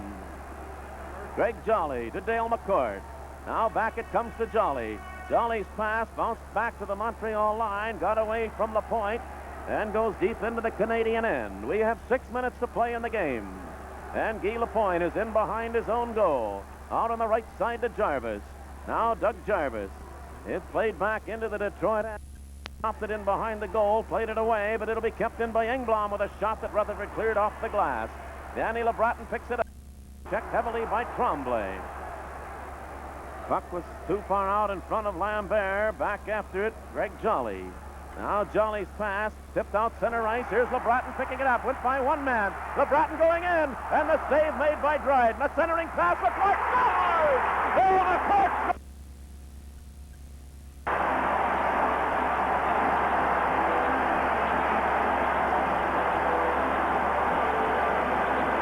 What can you say with this crowd roaring and standing up and just screaming? Danny LeBratton just makes an unbelievable play. He was beaten by Dryden. He picked up his own rebound, threw it out in front. McCourt just got a little piece of it with his stick and his leg, with Dryden out of the net. A beautiful effort by Danny LeBratton to make this goal possible. Dale McCourt put it in. And with 5 minutes and 26 seconds, the Wings take a lead in a game that the Canadiens may have to win. I'll tell you, this is something. I think there was more noise, Bruce, when this goal was scored than going back in my day on a Stanley Cup final where we won the Stanley Cup. Big streamer coming down by Superfan up there. We have a little letter, or a little note on Superfan, too. His picture was admitted to the National Football Hall of Fame. He's a real Red Wing fan, Jim Andrus.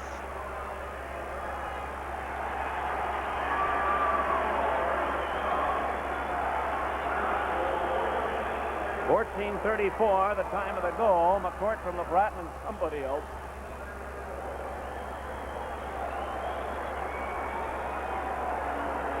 Going to have to check the other assist on it, Sid. Well, Danny LeBratton took the play up a pass in center ice. Now, it had to be... They are still taking a little of the debris off the ice. Replay there, LeBratton takes a shot. I still didn't see who made the original pass, but what a play LeBratton made after taking the shot. Puck actually went in off McCourt's skate, but yeah, it was not directed in. Greg Jolly was the other, he was the original passer, I guess, out of his own zone. Now back to the action, the play in the Detroit zone. Reed Larson giving chase, bringing it out to center ice. Larson's pass to Libet was just too far for him. Dryden came out to knock it away. In behind his own goal, Serge Savard. Savard played it out to center ice. Larson has it there, handed it back to Miller. Now ahead to Paul Woods, the left side to Libet. Libet shot blocked. Now that's Woods going after it, trying to work it to Bolduc. He was knocked down. This is Steve Shutt. Shutt taken off the puck by Bolduc. Larry Robinson goes in after it. 4 minutes, 45 seconds to play in the game as Robinson starts out. Now Robinson on the move, over the line, into the Detroit zone. He was stopped by Perry Miller. Miller took him to the ice. And the Wings shoot it down the ice. Here's Bolduc in a race with Savard. Savard put it right on the stick of Bolduc. That was Saint Laurent making the first move. And it's Steve Shutt who starts Lafleur out. Here's Lafleur over the line into the Detroit zone. He was stopped by Errol Thompson. Now Reed Larson. Larson turning with it. Larson played it over the line, played it off to the side of the net. Polonich goes digging in after it. He was checked there by Guy Lapointe. 1-0 Detroit with now 4 minutes to play in the hockey game. Down the right side, that's Napier. Mark Napier into the Detroit zone, trying to work around Jolly. And the play broken up by Harper with Jolly's help. Now moving out will be the wing, Saint Laurent. Andre Saint Laurent goes to center ice, fires it in behind the Montreal goal. Dryden stopped it there. Brian Engblom playing it into the corner, and Guy Lapointe will take it, hands it back to Engblom. Here now, Brian Engblom taking it out to center ice. McCourt stopped him. McCourt got back over the line. That's as far as he got. Guy Lapointe right back into the Detroit zone. He was checked there, and the puck went in offside. They'll come out over the Detroit line for the faceoff. And we'll be back with the final 3 minutes, 26 seconds in a moment. Abdul, quickly! Oh, please. Here, water, please. I'd rather burners. Burners? No matter what else you got, don't get caught with your burners down. When thirst threatens to get the best of you, nothing can replace Burners' mysteriously refreshing taste. Don't get caught with your burners down, old boy.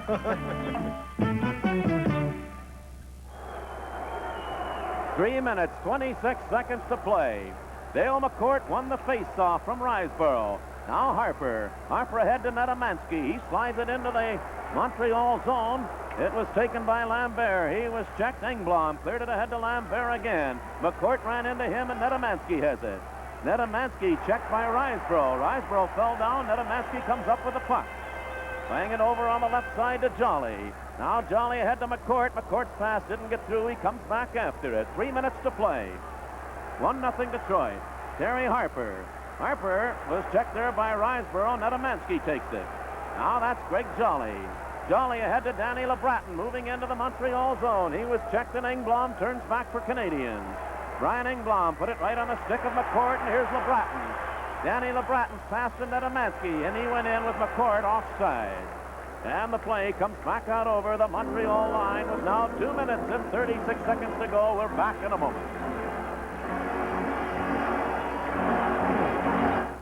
Will the owner of the AMC Concorde please move it? Concorde. Why is American Motors Concorde such a success? Value. Because the AMC Concorde DL is a compact that comes with its luxury extras at no extra charge. Luxuries like a Landau roof, crushed velour seats, digital clock, and a smooth, quiet ride. 1979 AMC Concorde, the new American success story.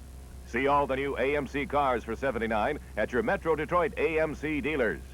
Here we go with Lemaire, Lafleur, and Shutt. Robinson and Savard for Montreal. Savard dumped it into the Detroit zone, and LaFleur goes ripping in after it. A rolling puck. He and Larson take it to the boards and hold it. Face-off stays to the left of the Detroit net with now 2 minutes and 24 seconds to play. McCourt comes out to take the face-off.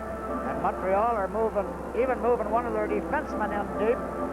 They're putting 4 men in and leaving big Larry Robinson back as their anchor to hope that if the Wings don't break out, they can keep the possession in deep. We've had no further word out of New York. Last we heard, that game tied at 1-1. Now that's Savard turning in the Detroit zone. Serge Savard put it out in front. It's loose there in front. Libet got a stick on it, drove it into the corner. Schutt tried to play it to the line. Libet picked it up, but not out. Robinson checked by Paul Woods. Puck held in, off Reed Larson. Larson didn't get it out. Here's LaFleur, a centering pass, and it bounced to the line. A shot by Lemaire, knocked away out in front. And McCourt didn't get it out again. Robinson holds it in. It goes to the corner. Reed Larson has it. Larson takes it to the boards, kicking away at it. Played it ahead, and it's picked up by Dale McCourt, who slides it down the ice. It rolls. There'll be an icing call. As Savard is back after it, they come right back into the Detroit end with 1 minute and 43 seconds to go. And talk about tension in this building and pressure on the players. The Wings are doing everything they can to get the puck out of the zone with Montreal, with all their sharpshooters out there, everyone moving in deep. They're not exactly leaving the buildings. Nobody's beating the traffic. There hasn't been a soul. Regardless what the weather is outside, they're going to stay and see the end of this. And what a tribute, Bruce, to the hockey club, to every member of every player out on that ice. A game that means nothing to them other than pride, and they have just battled this Montreal hockey club tooth and nail and have a 1-0 lead with 1 minute and 42 seconds to go. Guy Lapointe with a shot. It's loose out in front. Rutherford takes it in behind his own goal, sweeps it to the board. Saint Laurent took a whack at it, didn't get it out. They jam it into the corner again. That's Steve Schutt working with it. Now it came loose. LaFleur out in front to Lemaire. A backhand shot. Perry Miller stopped it, and Miller shoots it right to Dryden. There's no icing. And 1 minute and 20 seconds. Larry Robinson winding up again. He played it into the Detroit zone. Miller. The pass hit a skate, but Larson starts Polonich out. Dennis Polonich over the line. Played it in behind the Montreal goal. Goes in after it. He bumped Dryden, fell down on top of the puck. And it's going to come out over the Montreal blue line. And that was a good play by Dennis Polonich. Big Dryden has no license, so he is not a protected player when he's standing behind the net making a play. 1 minute and 3 seconds to go. The referee, Ron Wicks, has gone over, and there's a timeout being called by Montreal Canadiens with 1 minute and 3 seconds to play. And I don't know if Montreal know the score out of New York. I would like to know the score, because if the Islanders are winning, they are within 1 minute and 3 seconds of possibly being the overall point leader for the year. Sid, if the Islanders tie, they will have 115 points, and if the Wings can hold off Montreal, no easy task, I'll grant you, with 1 minute to play, they would both have 115 points. The Islanders would have won less games. Yes, Montreal would win because Montreal would be considered. Right. The Islanders have to win. Montreal have to lose. So Dryden has taken orders from Coach Scotty Bowman as to whether or not he is to leave his net. He is all the way back into the goal crease. The face-off just over the Canadian blue line. Now here's Paul Woods coming out. He'll replace Polonich out on the right side. Andre Saint Laurent will take the draw against Mondeau. LaFleur is back on one of the point positions. They went back into the Montreal zone. Here's LaFleur, 1 minute to go in the game. Now Larry Robinson. Robinson on the move. He played it into the Detroit end. Gainey going in after it. Hit the side of the net with it. Larson played down heavily. Here's Errol Thompson. It didn't come out. It was kept in. It's dangerous in the Detroit zone. Mondeau hauled down. It came back now to Larry Robinson. Robinson putting it out in front. It went to the side of the net. Came back toward the line. And it's kept in by Lapointe. There's a shot and knocked away by Rutherford. He stopped LaFleur. A centering pass. It's loose out in front.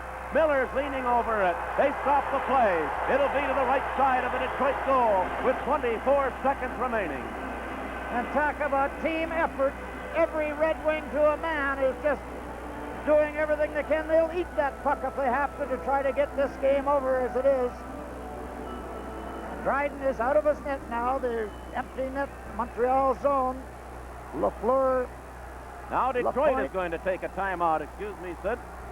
But the Wings want to talk it over. And this is a good call now by Coach Bobby Crom to give his players like Paul Woods, Dale McCourt, Errol Thompson, Lee Larson, just give them a little breather here now with an important face-off in their own zone.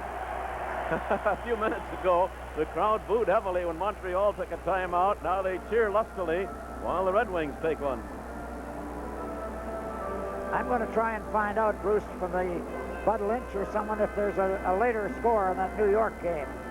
Very good. Well, it's 1-0 here. Dale McCourt from LeBreton and Jolly at 14 minutes and 34 seconds. The only goal of what has been a tremendous hockey game. It makes you wish we were going on right now. Win, lose, tie, or draw it. And the report out of New York is at the end of the second period, the score is 2-2.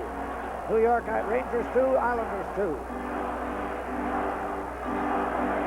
I'll tell you, if the Wings can hold on here, and still I repeat, it's a tough job against this Canadian firepower, but if they can, and they post that score in New York, don't you think the Islanders will be flying? For the last few minutes of their hockey game, it started a half an hour after this one. Now Dale McCourt, he's got Woods and Miller and Larson and Errol Thompson defensively in front of Jimmy Rutherford. Jarvis will come in to face McCourt off to the right side of the Detroit goal. 24 seconds in a heart stopper. Puck picked up by Reed Larson. He shoots it down the ice. It's going wide of the goal. Going after it is Errol Thompson. When he got there, that prevented the icing. Here's Paul Woods with it. Woods took the shot, deflected in behind the net. 7 seconds to go in the game. They battle in behind that empty Montreal goal. And LaPointe took a long shot. It came to Larry Robinson. This hockey game is over. Just listen to this crowd.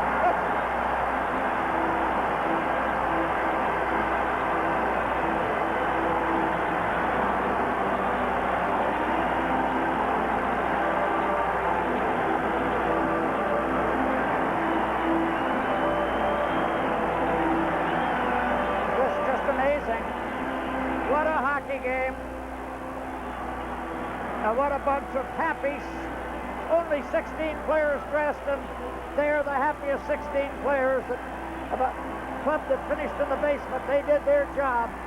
They proved they weren't quitters. Well, I'll tell you something. This has got to be one of the finest performances we have seen in a long time, Sid. Then Jimmy Rutherford picks up his first shutout of the season. Just amazing.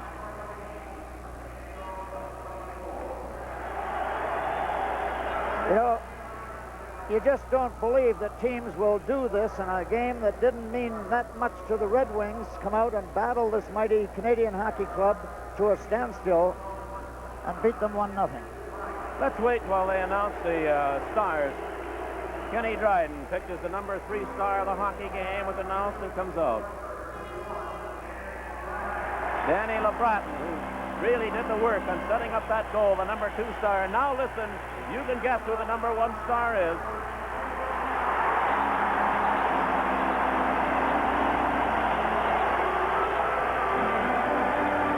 Well, I'll tell you, it's a great way to end the season for a club that has had trouble all year long. That's the end of the game, the final score. The Detroit Red Wings 1, Montreal Canadiens 0, and we'll return to Olympia Stadium in just a moment. My Jeep pickup challenges you guys to take that hill. Easy, you got it. Your automatic four-wheel drive pickups against my Jeep with Quadra-Track automatic four-wheel drive. Normal automatic? Right. The Chevy's losing traction. The Ford's spinning its wheels. Afraid the Dodge is slipping too. Hey, look at the Jeep pickup climb. No trouble at all. Gotta admit it. Under these conditions, Jeep's got the best traction. And best traction means best pickup, huh, guys? See a Jeep dealer for test results that prove who's got the best traction. Little Caesar's Pizza, tastiest in town. A winner and we slice it all the way around. The carry-outs are good and hot, great for nighttime snacks. We're Sit down at Little Caesars, just order and relax. If you want variety, there's a family in for you. It's the winter, come in and see Little Caesars. See your local TV book for a free pizza coupon. Yeah, the banks are all alike. They say they want to help, but where are they when you need them? When I needed help, they told me that I didn't have enough of my money to get any of their money. Well, you guys have been banking with the wrong banks. The Bank of the Commonwealth, they helped me send my kid through college. Braces for my daughter's teeth. My wife's car. In fact, I get so much help from my bank, my family thinks I'm made of money. Here, let's see you make this into money. Trying hardest to help. That's the Bank of the Commonwealth. Just like my family. Hi, y'all. It's Gratiot Auto's birthday, and we're having a sale to celebrate. We've cut prices so you can enjoy tremendous savings on parts and accessories, like standard, high-performance RV and van parts, tires, wheels, shocks, headers, and much, much more. It's the biggest birthday sale we've ever had. Happy birthday, Gratiot Auto.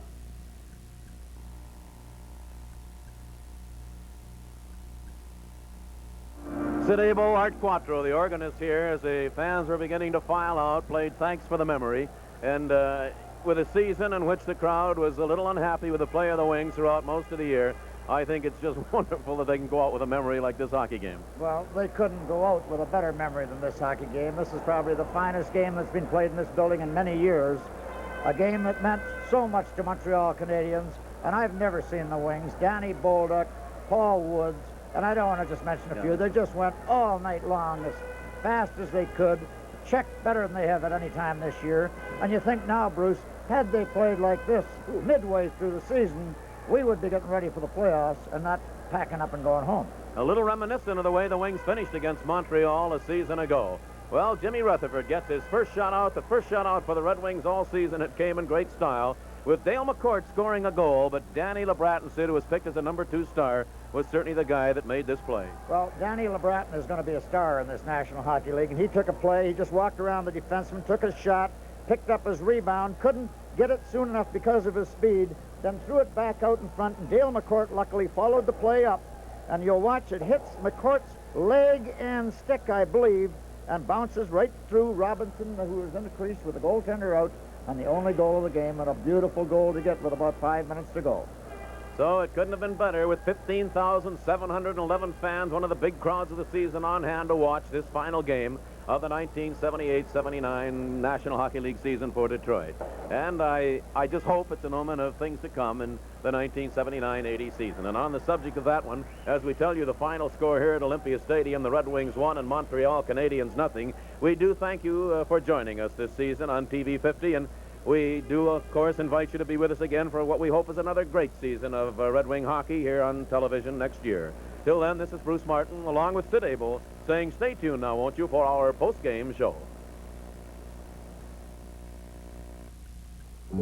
This is Field Communications in Detroit.